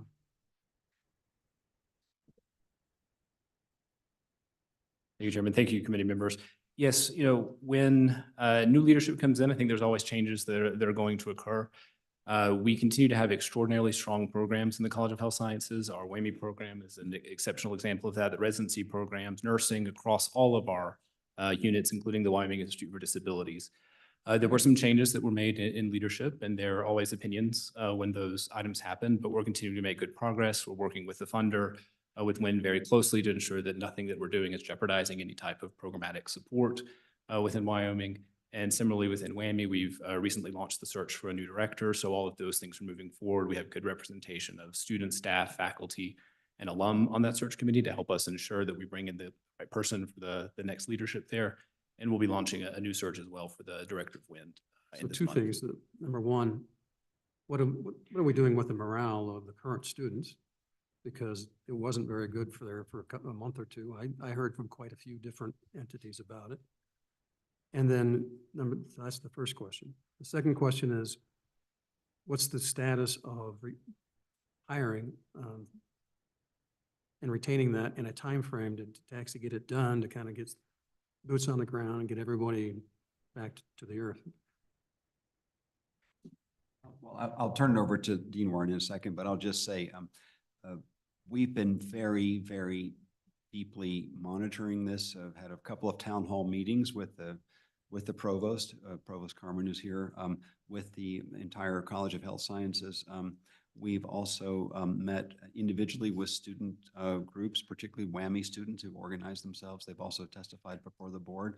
I do believe that we're addressing the issues. We also have a number of meetings coming up in the next couple of weeks also, just to make sure we're taking the temperature and really paying attention to this. It's had extensive discussions with the board as well. So we're very much on this to try to make sure that the college is. I'll pass it back to Dean Warren. Any comments? Okay, just to echo that, we've been making sure that we maintain open lines of communication with the students. I've had several lunches and meetings with them to make sure that they feel that their voices are heard and that we're taking their concerns into consideration and making sure that our plans move forward rapidly. To your other question, that is the timeline we have launched. We anticipate the position posting will go live this month. We'll have people on campus for final rounds of interviews in April with the goal of having the new director in place before the next academic year to have that stability back. Representative Larson. I think that the conversation though extends further than just through the WAMI program, because I think this originated through some changes made with ECHO and some of those other things. And so I think the perception perhaps on campus, not just with the students, but with other stakeholders who receive services, and that is if you disagree, you're gone. And I don't know that that's, as we listen to a healthy educational environment, you tell us all the time how important it is to be able to have frank conversations and disagree without feeling jeopardized. And I think I'm not sure that we've done that real well. And I also would as you both know, as we had several conversations on the ECHO conversation, I'm not aware that the stakeholder meeting that I request ever happened. Mr. Chairman, Representative Larson, I'm very aware of a lot of the concerns that people have been expressing. It certainly goes beyond WWAMI. You're absolutely right, including many parts of the organization. I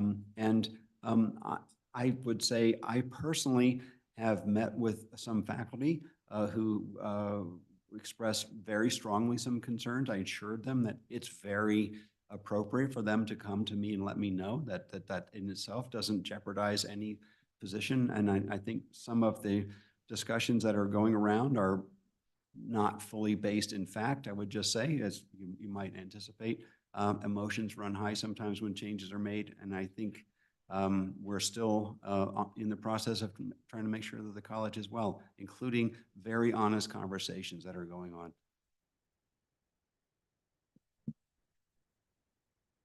Okay, any further questions? Mr. Chairman. Yeah, Representative Stitt. Mr. Chairman, I do have a question for both the Family Medical Residency Program and the WWAMI program.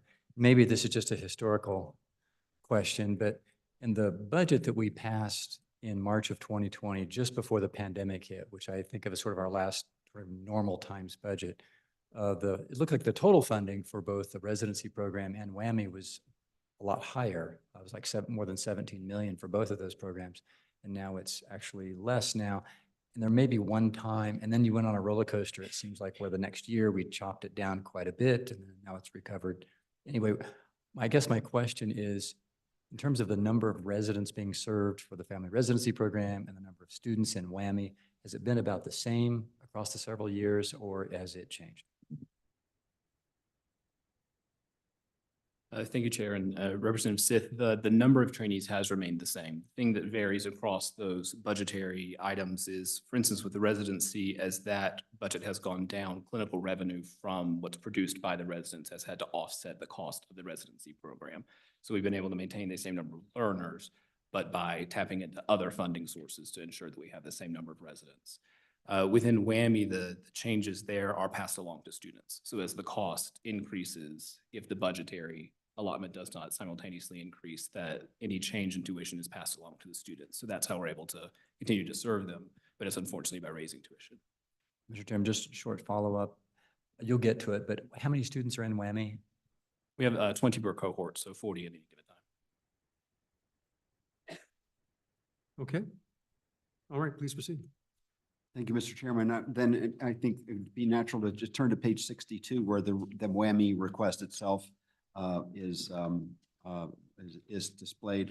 And so I have some notes here, but I'm thinking we've already covered in some sense some of the key points I would have made. So I would just say we do have an exception request in this one. It's our priority number 5 in our list that is in the prior list at the beginning of the discussion here. And it's basically an inflation request to cover the increases in tuition that otherwise would have to be fully passed on to the students. The governor recommended half of what we had requested. So the governor approved an exception request of $585,000 for the biennium recurring. And perhaps I can pass that on to Dean Warren for any further detail. Go ahead. Thank you, Mr. Chairman. Question for Eric or Kevin, just understanding why only half of the request when it's a known expense. We have a contract with these students to pay for their education, or they come back and practice, or they repay the state. And so this is a known tuition expense. I don't understand the reason for only doing half. Mr. Chairman, it's similar to the conversation that we had before. There's a lot of things we can fund, and there's some things that we have to choose not to. And those are the recommendations we got. That sounds like a practice response to me. So can you provide us the breakdown of how you came up with your number? May I pass it on to Dean Warren? Thank you. Or Alex, whatever. So and Alex, please, is based upon estimates from University of Washington, because they retain external consultants that set their inflationary factor, and this helps us toward what we think they will set. They unfortunately don't set their tuition until right before the semester starts, so we don't. know So, for sure. so it is a direct increase of dollars that we received from them in order to maintain our program with them, correct?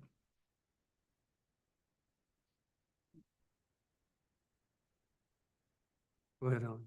Mr. Chairman, yes, this is, they provide an estimate in April of each year for the next 2 academic years. And so that is based on what they think the tuition is going to go up by and the fees are going to go up by. And so the request in front of you would cover that increase that would otherwise be a pass-through to the student based on that tuition and fee increase for the 2 years estimates they provide. So my only question about that is it sounds like the way you described it, it's a suggestion or a recommendation of what they think it's going to be, but we don't know what's going to be. Do we know that that is the number, or are we? And if so, when does that happen? Because just describe the process. I mean, because I want to know the time components to it and when, so just explain. Mr. Chairman, I'll let the dean correct anything that's wrong here, but we essentially begin receiving bills that are due in September of each year with the exact amounts. I think historically their estimates have been pretty accurate to what the actual costs are going to be.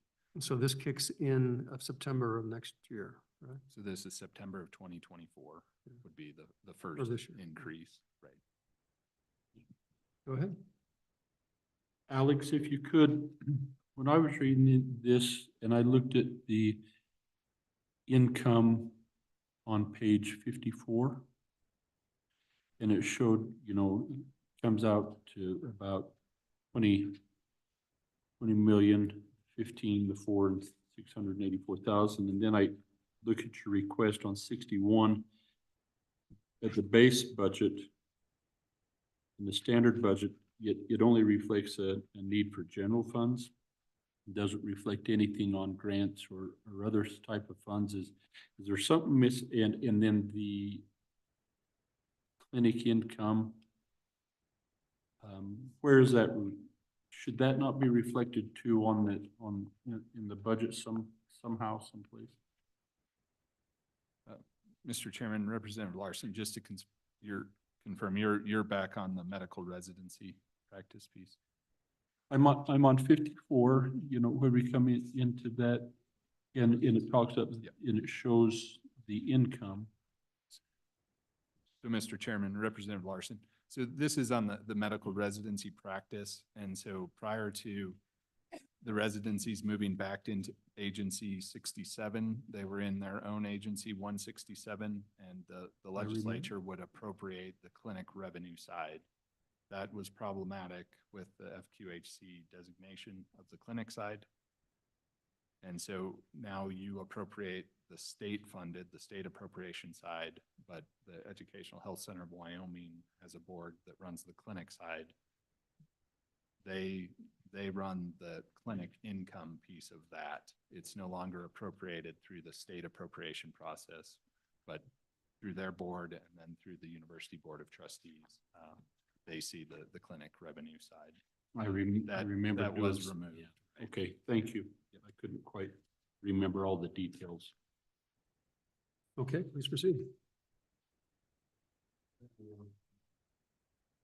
Thank you, Mr. Chairman. I ask that we move to page 66 to talk about dental program, the YDent program, which is basically the equivalent of the WWAMI program for dentistry. The governor recommended approval of the standard budget of just over $3 million.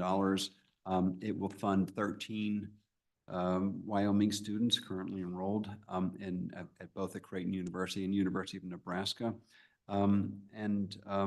It is a program that seems to be running quite well. I'd pass it on to Dean Warren to add anything. Okay, please proceed.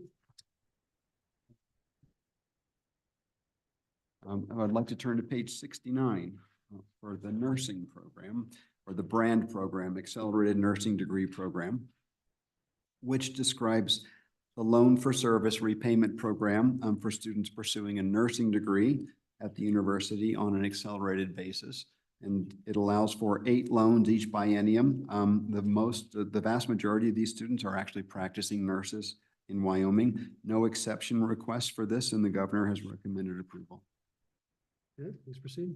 Thank you, Mr. Chairman. I would move then to page 78, which is the Tier 1 engineering. And I really don't have any specific comments on this, except to say that I do feel that we're really on a path to continue the work that we started years ago with the new funding, and very pleased with this. We do have a one-page description here that I could turn to talk about it, but on the other hand, I'm happy to just stop there if you'd like. Questions on Tier 1 engineering or the handout?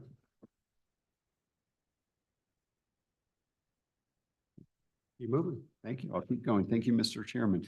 I would go to page 82 for the National Center for Atmospheric Research, NWSC computing environment. So there's an MOU that we have with NCAR, as it's called, and the state funds a portion of our annual contribution to UCAR and the NWSC. I would say, honestly, until recently, we have not adequately taken advantage of that facility for either the university or for potential economic development purposes. We've done a lot in the last couple of years to improve that relationship. I've worked very hard on this personally.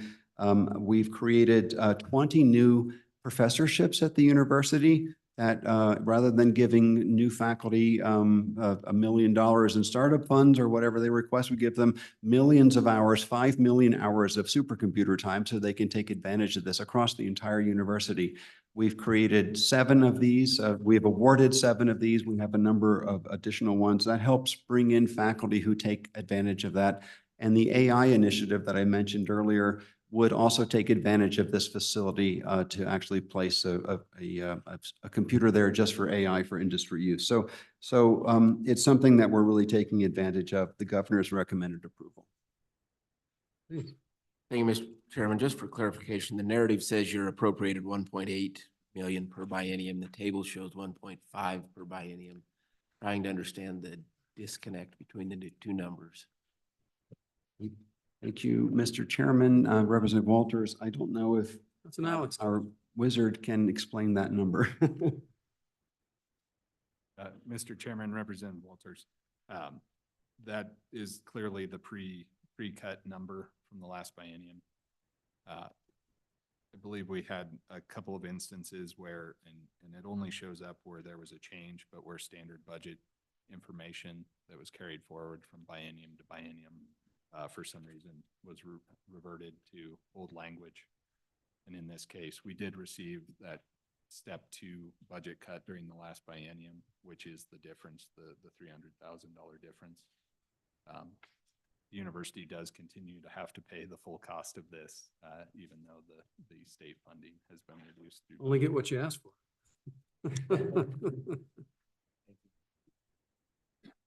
Mr. Chairman, I would like to just add another point on that, if it's all right.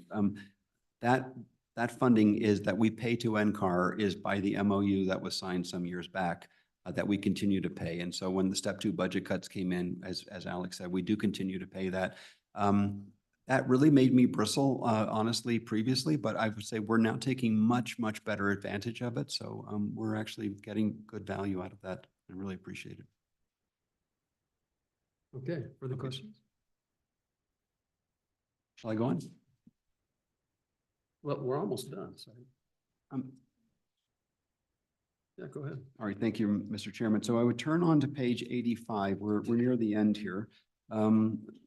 We have 2 matching fund requests. The first of which is for endowments. And so this is on page 80, 84, 85, and that is actually 85.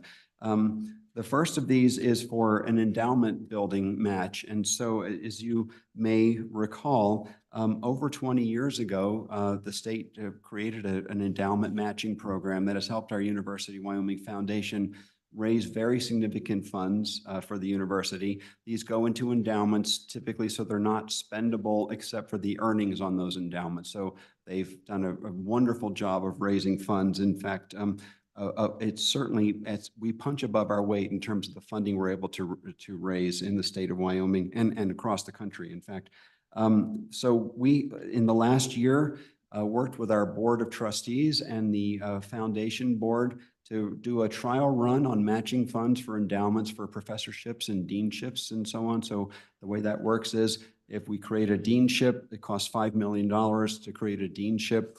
That funding, then it goes into an account that is managed by the foundation, and it provides 4% return on say that. So it'd be $200,000 a year that then the dean can use to add that margin of excellence to do things that aren't possible otherwise. And these are permanent, ongoing funds. And so endowment matching has made a huge difference in terms of our ability to raise the funds. The state investment is doubled, so it's a one-to-one match. And then it's permanent, so it lasts literally forever, generates 4% revenue.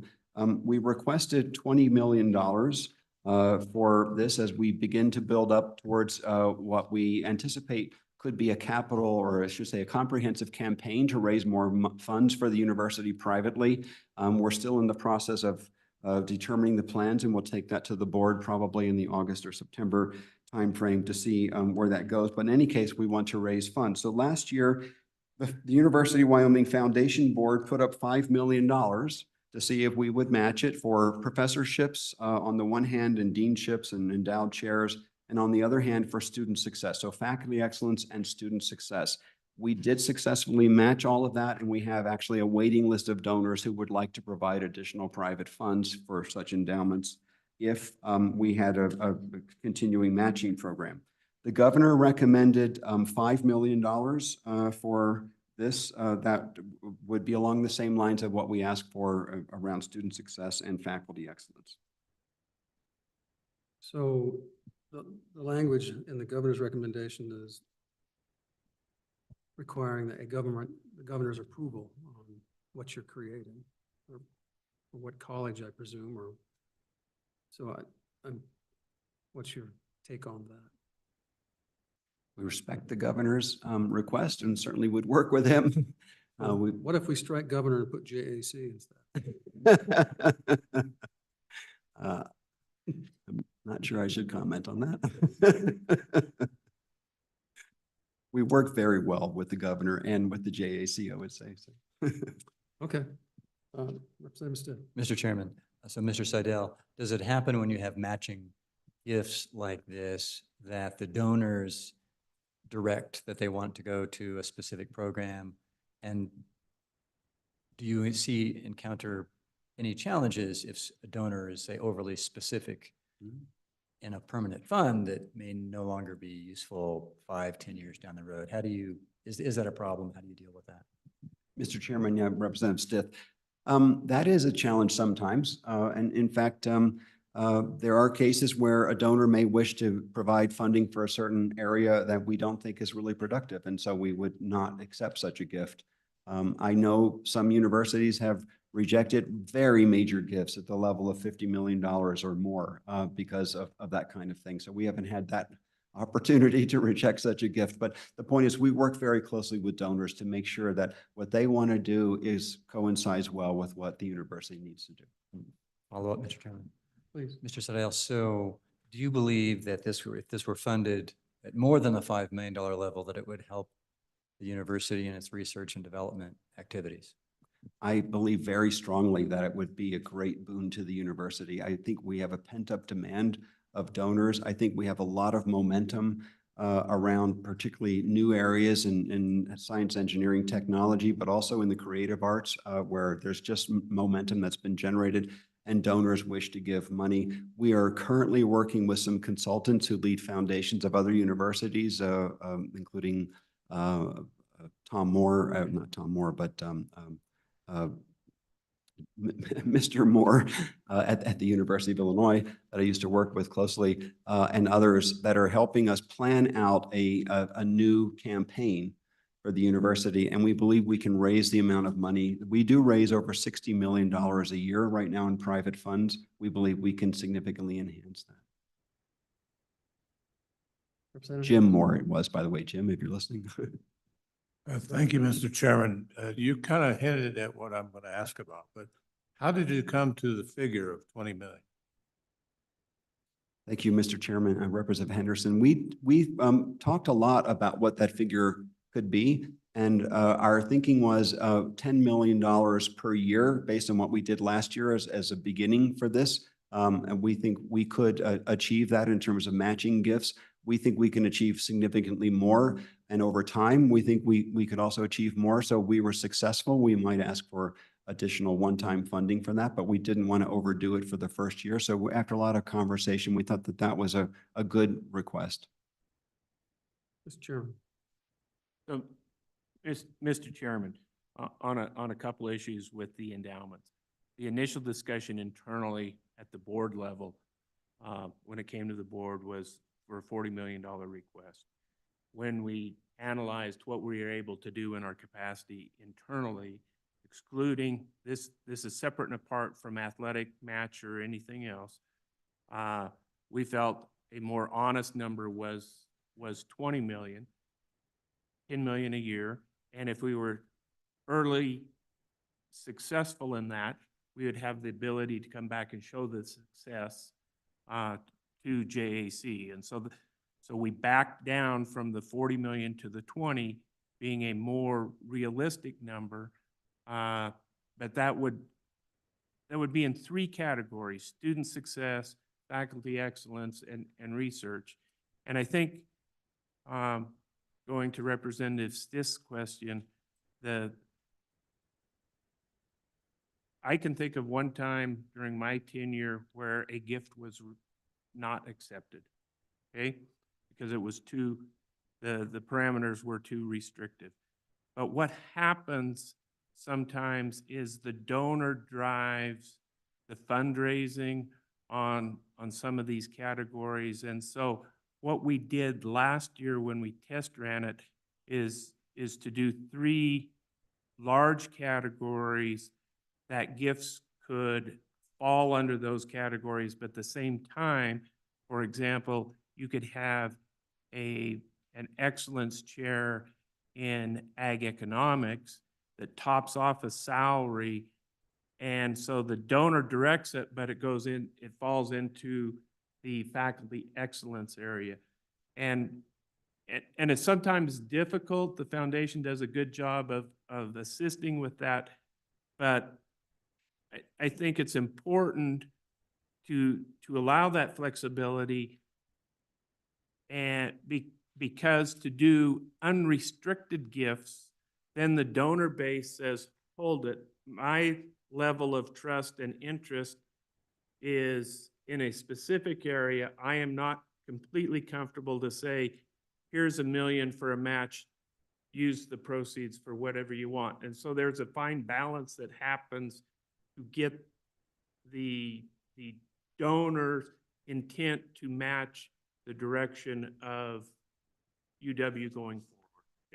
If that helps, then that's why the 20 million request was in there. Okay, let's take a 10-minute break, and then we'll come back and we're close.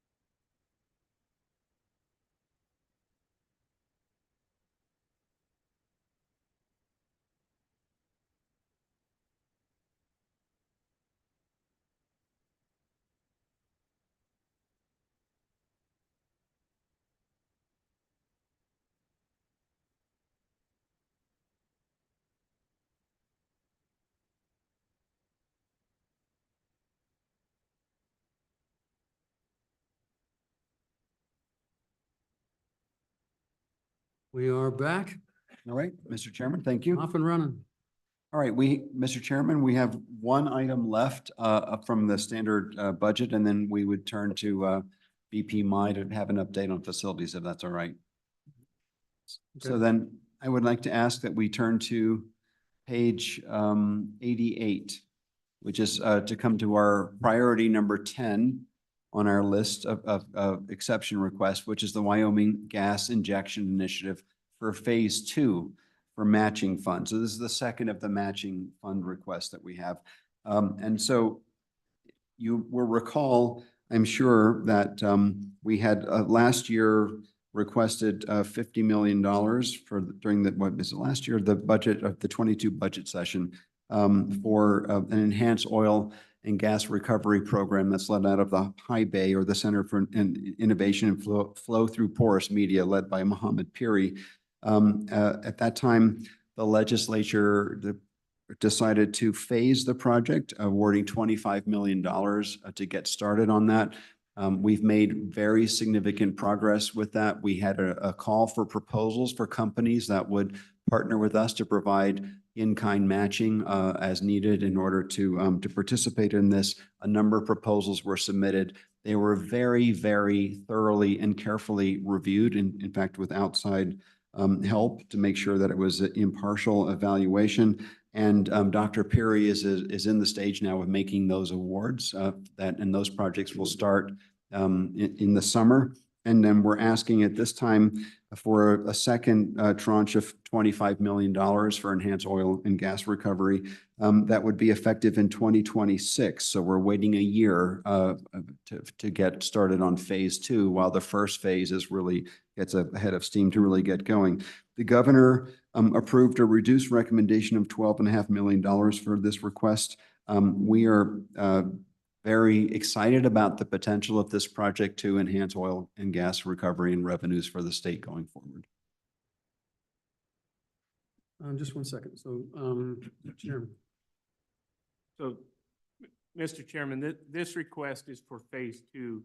The anticipated cost for phase 2 is $25 million.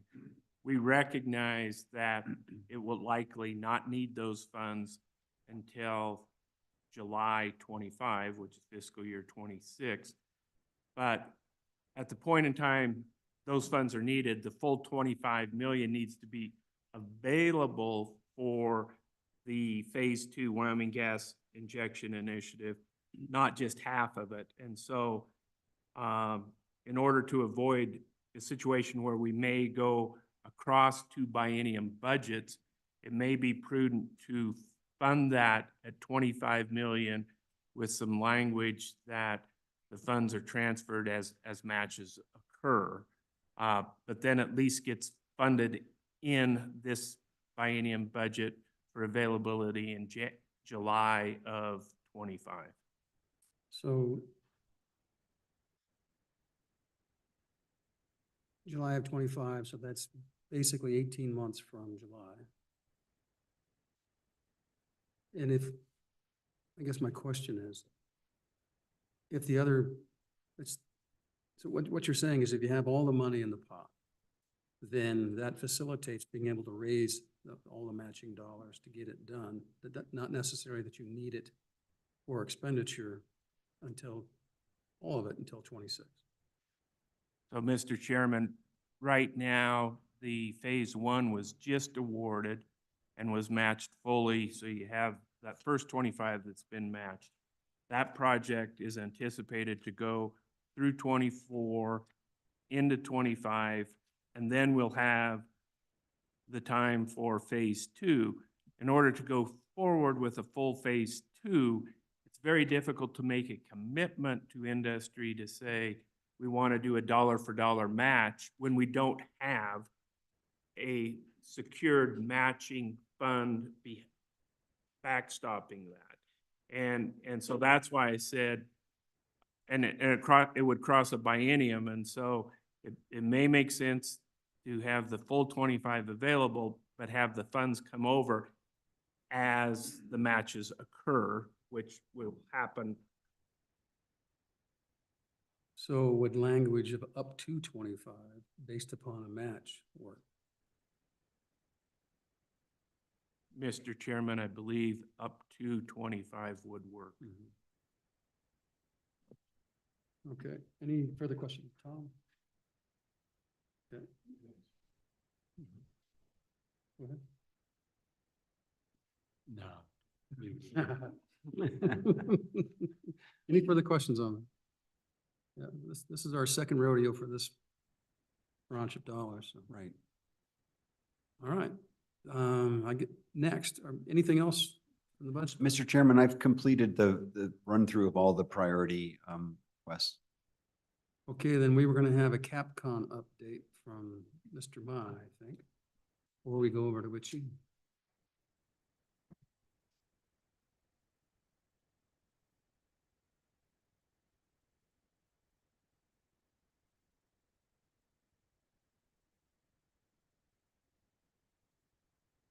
Mr. Chairman, before we dive into CapCon, would it be okay to Yeah. clarify a Any few of corrective those language numbers?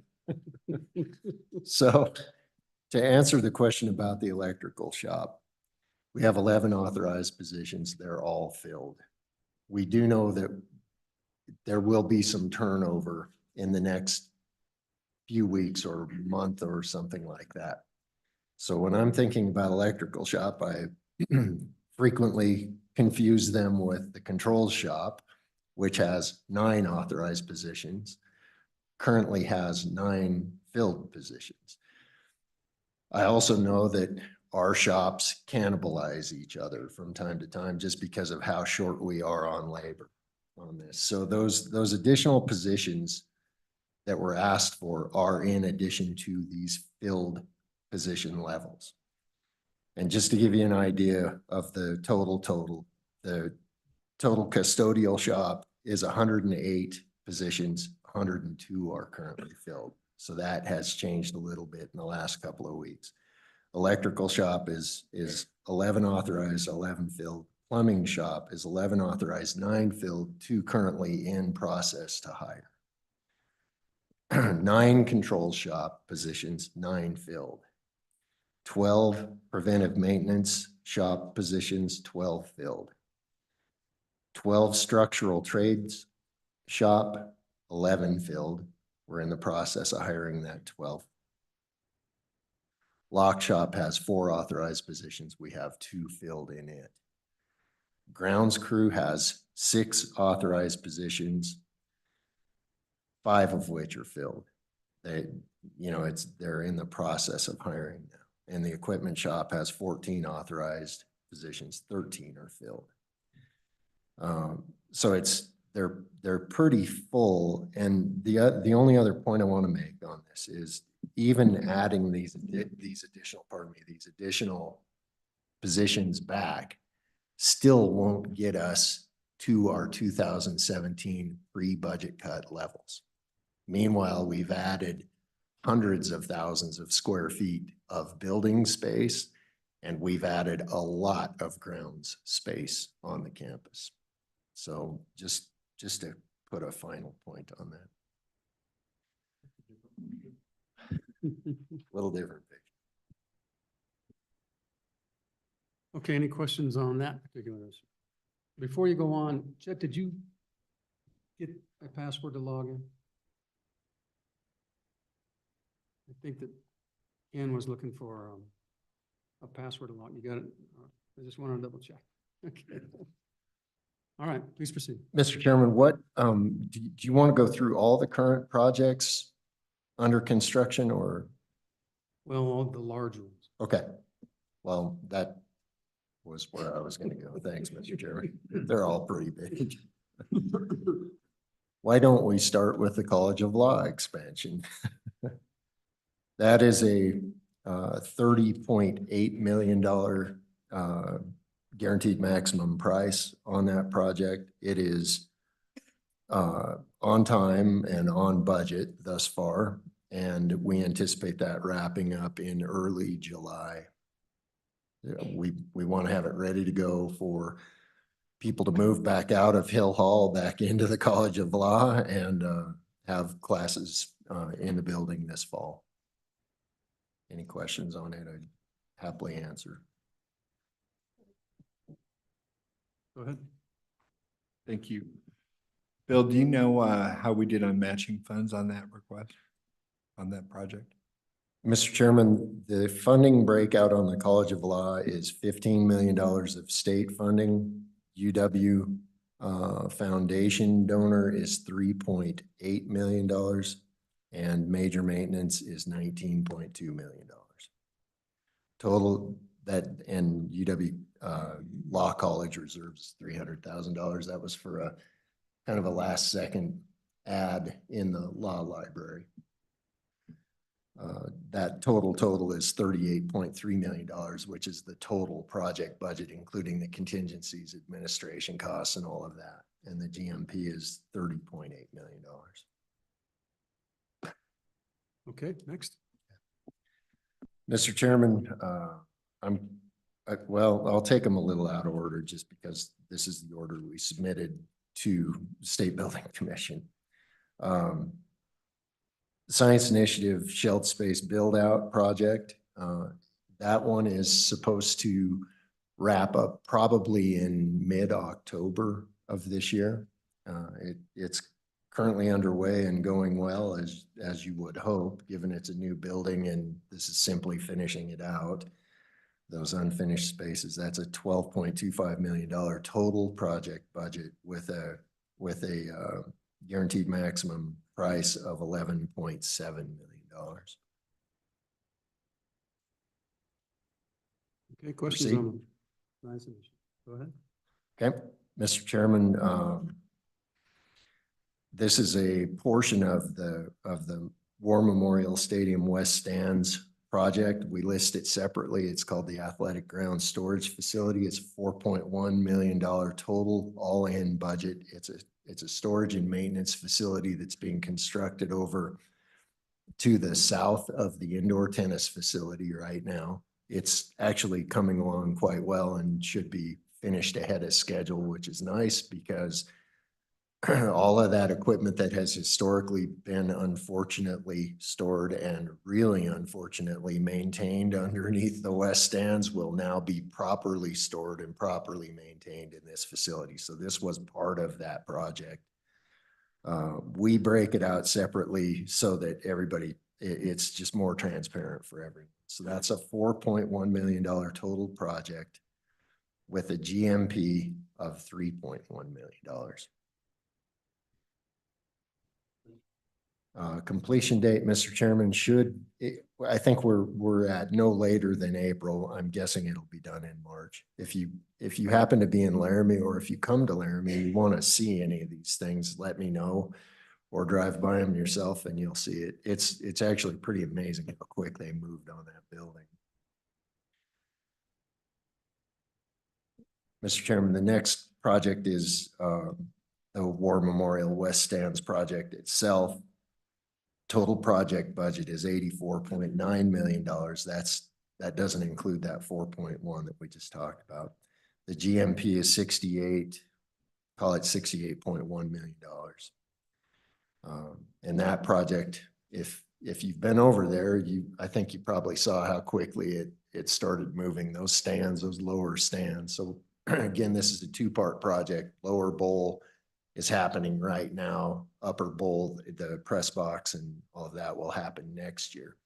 But they began in December and the lower stands were dismantled and hauled off in about 5 or 6 days. It was pretty impressive. They're over there right now drilling and peering and sistering in those big concrete columns for the upper bowl right now. A lot of progress being made.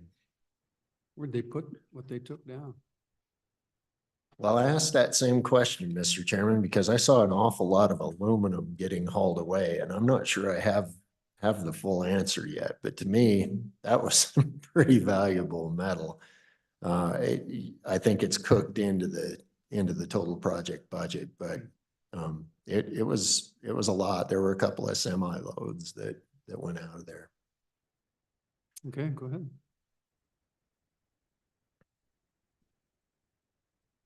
Mr. Chairman, I believe I just want to make sure I cover everything here. So At the dorms next. Yep, norms are next, and that was the one I was about to skip over conveniently, a $290 million total project budget that we had initially thought before, you know, the discussion last year of inflation and all of that. We thought it was going to be 210. 290, you added $80 million of state funds to this project. The remainder of that funding is through UW housing bonds. And the GMP on that, just to kind of keep this constant here, the GMP is $258.3 million. Any questions on it? And just, I guess, one point is everybody asks about the completion date. The completion date for the north dorm with the dining facilities anticipated for August of 25. The south hall, which is just residence hall, is anticipated to be completed in September of 25. We're hopeful that they complete together, and looking at how much the south is starting to gain on the north, I'm real hopeful that that will occur. We have really good crews over there. Mr. Chairman, the next project, if you're ready to move on. Mr. Chairman, just perhaps to recap what you've just said, Mr. Mai. So the 258 million guaranteed maximum price was for both dorms, is that correct? That's correct, Mr. Chairman. And then, and you've told us this before, but I've forgotten. How many total square feet do you get between north and south dorms? I'll have to go back and get you the square feet, Mr. Chairman, but I can tell you it's 900 beds is what we're doing, yeah.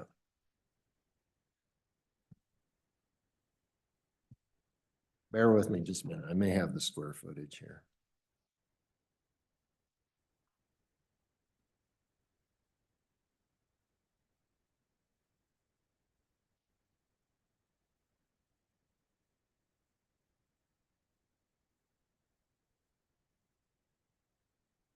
I do not have the square footage, but I'll provide that to you. Ready to move on, Mr. Chairman? Okay. Next project, Mr. Chairman, is the UW natatorium. Our architect desperately wants to change that to the swimming and diving center or aquatics center. I do too. Tired of saying natatorium, and I think all of us are. That is a all-in project budget of $62.3 million. The GMP, which we signed in November with trustee action, is $49.7 million. So that GMP, we are requesting, just to be clear that, actually, I think I'll back up and say we ended up having to move the site of the building. We thought the building was going to be, if you can imagine the intersection at 22nd and Willett. The IPF, the indoor practice facility, is on the southwest corner of that intersection. We had anticipated putting this aquatic center on the northeast corner.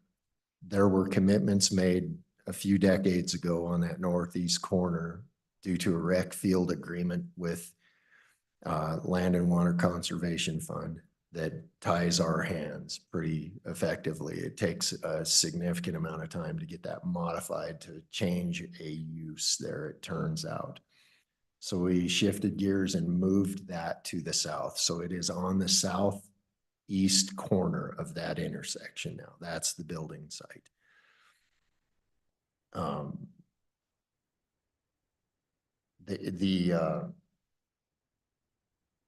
The exterior of the building is as designed for that northeast corner. So that has not changed. We have not yet approved a floor plan for this building, but we, as a group, are bringing it to the trustees in the January meeting. We have the floor plan developed well enough now with swimming and diving and with campus recreation that we are ready to bring the new floor plan to trustees for approval. That will kind of finally set the exterior. So a few little tweaks have to be made as you have your floor plan developed. Nothing significant. And then shifting the site has a few little changes with it too. one additive alternate that we're asking for in this process is to accommodate, to build the building in such a way that it has the footings and the ledges and so forth that's built so that if at some future date there is a desire to apply more stone to that building, that the building structure itself would accommodate it. So we're not talking about adding the stone as an alternate. We're talking about adding the capacity for the stone as an alternate. Right now, we estimate that cost to be in the $1 million to $1.5 million range. So it makes a lot of sense to have a foundation that, well, we can, if someday we can have the dollars to put stone on, we can do it. Because otherwise it's just a metal building. Is that fair? So, Mr. Chairman, I think if I recall correctly, Bill, the trustees requested that his shop look at an additive alternate for the footings, foundation, and a stone ledge to be included and constructed now when we're doing. And we just haven't received that additive alternate number. We wanted to lock in our GMP on the building, recognizing that hopefully Bill will have that additive alternate number in January. And we're still early enough that we can add it into the GMP if the number comes in. So do we have a rough estimate of what it would cost to provide sufficient size of footings and wall structures in order to hang rock on it? I mean, how much more over the 62? I think the 49.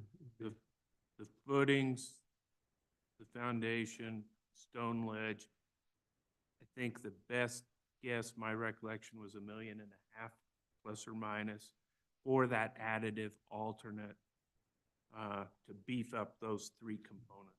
Well, beef up two components and add the stone ledge that ties into the foundation. So, but if we don't do it, we're stuck. If we do not do it now, it's the only time you have the ability to do it. So it's either now or forever hold your peace sort of decision. So when we have that number, I mean, that's a number that we probably need before March or February 15th or the 20th. The legislature needs, if you want to want any help from us. Mr. Chairman, I would agree that's a number that you need, especially if we're asking you to fund it. Okay. Yeah. When? Yeah. If we're asking the legislature to fund it. Well, it depends on who's asking who. Okay. Anything else? Mr. Chairman, on the natatorium or overall? No, I think, Mr. Chairman, honestly, that includes the list of Capcom right now. Thank you, Mr. Chairman. Mr. Meyer, while we have you up here on the operational side of things, I'm told the elevators in Whitehall are down to one elevator operating intermittently. And it operates intermittently, excuse me, the others don't work. What's the plan to get those fixed, or is it planned to just not fix them and move folks out in a year or so? Mr. Chairman, our elevators campus-wide have been a challenge to get maintained and fixed, frankly. There's one area contractor that does that. I believe they come up out of Denver, and just getting responses from them has been a challenge. So the answer to your question is yes, we do intend to repair that thing.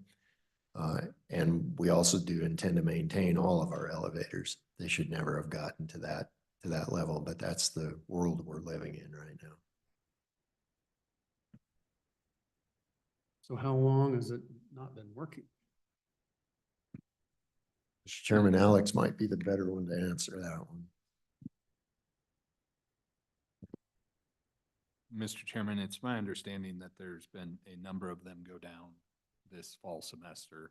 The duration of time varies between if it's a small component or a full motor. We had one last year where a full motor went out. It was offline. They had to remove it, rebuild it, bring it back because some of the parts, frankly, they don't manufacture anymore. So our best option is to have them rebuild. Has anyone been stuck yet? I'm sorry. Has anyone been stuck? I don't believe so, to the best of my knowledge, but I can confirm. So I'm just curious what the plan is. I mean, I like the thought, we'll fix this, but what's the timing? What's the cost? Is it major maintenance dollars, I presume, or something equivalent? So, Mr. Chairman, if this body recalls, part of the bond financing requirement are these new dorms are replacement dorms. So we have an obligation to take approximately 930 beds out of service. And Bill's shop is going to be evaluating which of those large towers go out of service. We recognize that we have to put the funding in to maintain them and to that point, but also putting money in immediately before they go out of service on certain elements is not wise either. So I think, I think Bill is still evaluating which ones are going to go out of service. Mr. Chairman, just to add to what Chairman McKinley just said, we are actually in the process right now of going through a rebid on our elevator contracts. Hopefully we'll get an additional service company to help us out here, but I'm not holding my breath on it. Mr. Chairman, since I've already got the mic lit up, can I answer one more question for Representative Stith? 330,000 square feet between the two buildings. Yep. So does that include the dining hall? I mean, it's obviously a big part of it. Okay, anything else? Bill? Mr. Chairman. Go ahead. Mr. Meyer, thank you for bringing that in. Underneath $800 a square foot. Thank you. All right, anything else on Capcom? Okay. So are we on to WICHE? Let's go. Mr. Chairman, WICHE is Agency 069. It's a separate book.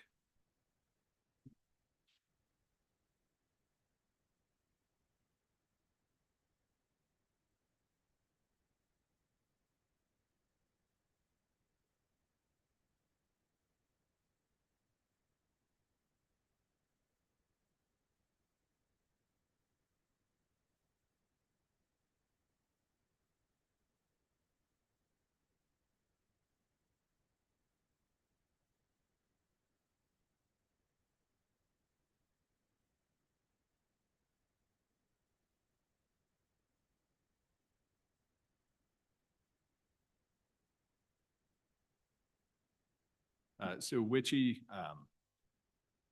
is a separate operating entity funded by general fund appropriations, but has no director or administrative staff. The functions of the agency are performed by personnel within the University of Wyoming under the umbrella of College of Health Sciences. The budget is comprised of dues, which must be paid in full to participate, a small amount of funding for travel to attend WICHE meetings, advertising, and printing, and the remaining funds are student support fees in the health professions field. Over the course of the last 8 years for biennium, the budget for WICHE has been reduced fairly significantly. There is an exception request in the budget in front of you today. These funds do primarily support the Professional Student Exchange Program, which offers Wyoming residents access to professional education in 9 fields: dentistry, medicine, occupational therapy, optometry, osteopathic medicine, physical therapy, physician assistant, podiatry, and veterinary medicine. The actual number of students supported in any field may vary, but it is done within the total budget appropriated for the program. Cuts in this program reduce the number of Wyoming residents that can be supported in these needed health professions. And I think what we have witnessed from the end of the last biennium until today is that demand is now exceeding the amount of slots that are available in these programs. Historically, there were some reversions at the end of each biennium under this program due to not enough student demand in some of the fields. However, the cuts, which total about 715,000 since 2015, 2016, now have created a need for the commissioners to reduce the number of slots available in these 9 fields. It may just be easiest to then go, I believe it's page 7 in the book that has the exception request for this of 715,000. And then moving on into the actual budget book itself, page 8 lays out the table for the 25-26 standard budget as well as that exception request. The governor does recommend approval of the standard budget as well as the exception request of 715,000 as submitted. Go ahead. Thank you, Mr. Chairman. Question of curiosity, they're required to come back and practice or repay the loan. Do they pay interest on that? If so, what is the interest rate? Mr. Chairman, I believe they do pay interest on it. I believe that interest is tied to a federal loan rate number. I can get you the precise number.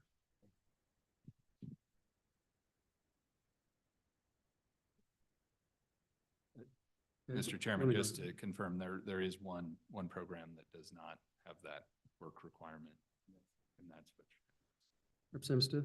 Mr. Chairman, Alex, so similar question as to the WWAMI program. How many total students do we have in the WICHE program? Mr. Chairman, Representative Stiff. So there are a number of them that PSEP, which is what this budget primarily funds, 79 students went to out-of-state programs in 9 different fields. I can provide you that specific breakdown. So if I do the arithmetic, it looks like the per student per year costs about $33,000 or so.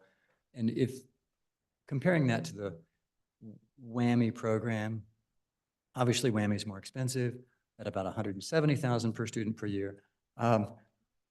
Is there a difference in the retention rate? Like are students more likely to come back to Wyoming to be doctors if they do WWAMI than if they do WICHE, or do you know?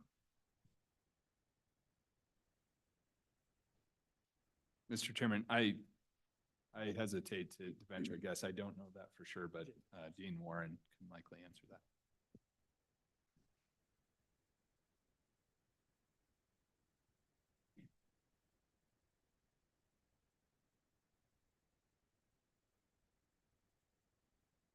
Yes, the retention rate for WWAMI is significantly higher. We have around 60% WWAMI students that return. On average in WICHE, it can be around 10 to 15. So it's not as high at all within WICHE. The part of that is the financial draw, because WWAMI is a significantly larger financial investment in the students. So what was the percentage on WICHE students? Which is approximately 10 to 15, but that does factor in programs that don't include a return requirement. For instance, veterinary medicine. 10 to 15 over what period of time? Is it a 3-year number or is it a 5-year number? I don't have that number. I believe it's the average overall annual return is around 15. Mr. Chairman, Go ahead. I want to clarify. You said the 10 to 15 does not separate out the programs that do not have a return requirement. So do you know what the retention rate is without the veterinary?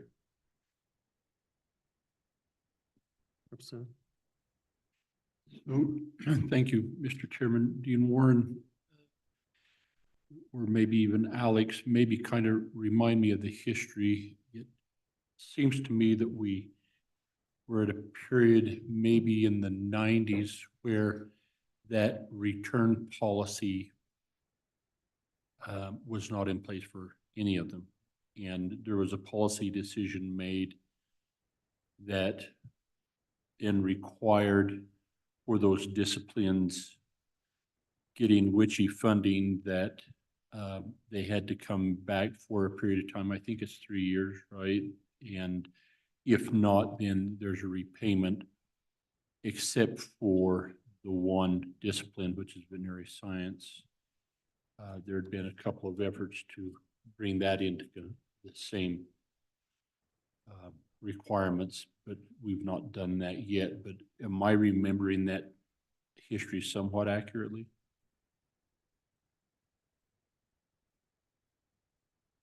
Mr. Chairman, Representative Larson, I think you are. I will find the exact dates of when that was put in. And then, Yes. then Mr. Chairman, I think this comes to us, this exception request comes to us from you by our direction, because we found ourselves in kind of an embarrassing situation where we had students who graduated from the university and had qualified for the WICHE program and were attending thinking that they would be able to participate, and found that there was no money to pay their portion. And in researching that, I think my question is we had made some cuts, and the last significant one that really impacted this was the step 2 reduction that was never put back in with one-time dollars or restored at all. And so that's kind of the motive behind making that request. Is that a fair? Mr. Chairman, yes, that is exactly the case. That when the commissioners were slotting the contracts for the next round, there was not enough funding to fund all of the position, all of the slots, and so a decision had to be made which to reduce. Each of the different programs has a different unit price to it, a unit cost to it. And so I believe the determination was made to not fund those slots. And Mr. Chairman, part of that then was also, as you pointed out in your presentation, that this is kind of an odd duck in that it's placed in the Department of Health Science just kind of by default. There's a WICHE board that kind of operates out there in the WICHE land, but the finance, right? I mean, it's just really an odd thing, but that the financing of it and the budget presentation has always come through the College of Health Science, who at that same time was going through one guy leaving, Dean Warren coming on, not, ignorant to the fact. So it's just, it really was kind of is one of those deals that we need to get correct. But so then my other question is it worth looking that we make that structure a little more sound within the college to where we don't slip in this hole again somehow? And I don't know how you do that, but is that something that maybe we need to consider somehow? All right. Mr. Chairman, Representative Larson, this might be a good opportunity for me to step in. Yes, there is one individual in the college that administers the WICHE PSEP, which is the Professional Student Exchange Program, which is operated within WICHE. That individual is not compensated for the work that he does for WICHE. Does an excellent job. The WICHE land component that you referred to is part of my evening jobs. I'm a WICHE commissioner. I've been in my second year serving in that capacity, and there are 3 commissions. Senator Baldwin is another, and Joe Schaefer from LCCC is the other commissioner. And it is the role of the commissioners to determine how the funds that are allocated to the PSE program are distributed among the different programs that Alex referred you to. There was a change in that allocation in the year prior to starting on the board. There hasn't been any changes, or starting as a commissioner, there haven't been any changes since. But if I could, I'd take this opportunity to suggest that it would be useful, rather than just the commissioners deciding how to allocate those funds, if we could get some really formal input from the state in terms of where are the greatest needs, so that we're not making rather arbitrary decisions on how to, which of these professions we should be directing the funding. So I would very much like to work with the state in getting feedback so that we can make the best use of those funds. With that, then that's not a bad idea. Maybe we give you some direction in the footnote. If we move to fund this, it would be all right from your perspective as a commissioner if we give you a little direction on It would be welcome, I would say, yeah, Mr. Chairman. Thank you. Representative Larson. Yes. So, Mr. Chairman. please.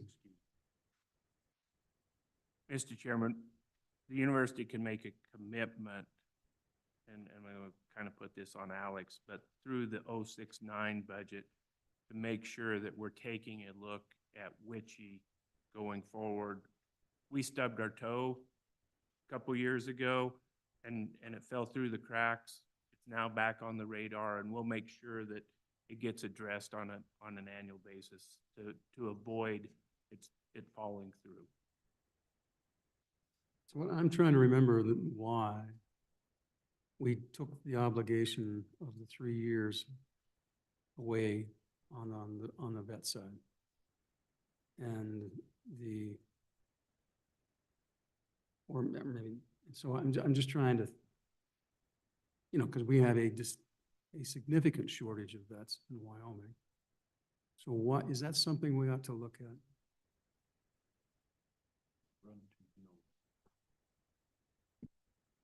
Yeah, but I want some public input from them on it. Go ahead. Mr. Chairman, I would say from my perspective, yes, that's an asymmetry in the program of why the vet med students don't have the same requirements as the other professions, and how that benefits the state of Wyoming to allow them not to have to return and provide service to the state. Okay, any other comments on that? Okay, any other questions? WICHE? Seeing none. I think that anything else from UW? Okay. Thank you very much. Look at that, 3:58. Boom.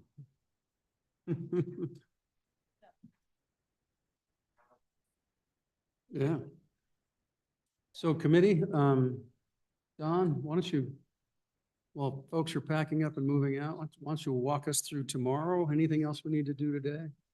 That type of. Yes, Mr. Chairman, members of the committee. Tomorrow morning, you will take up the state engineer's office and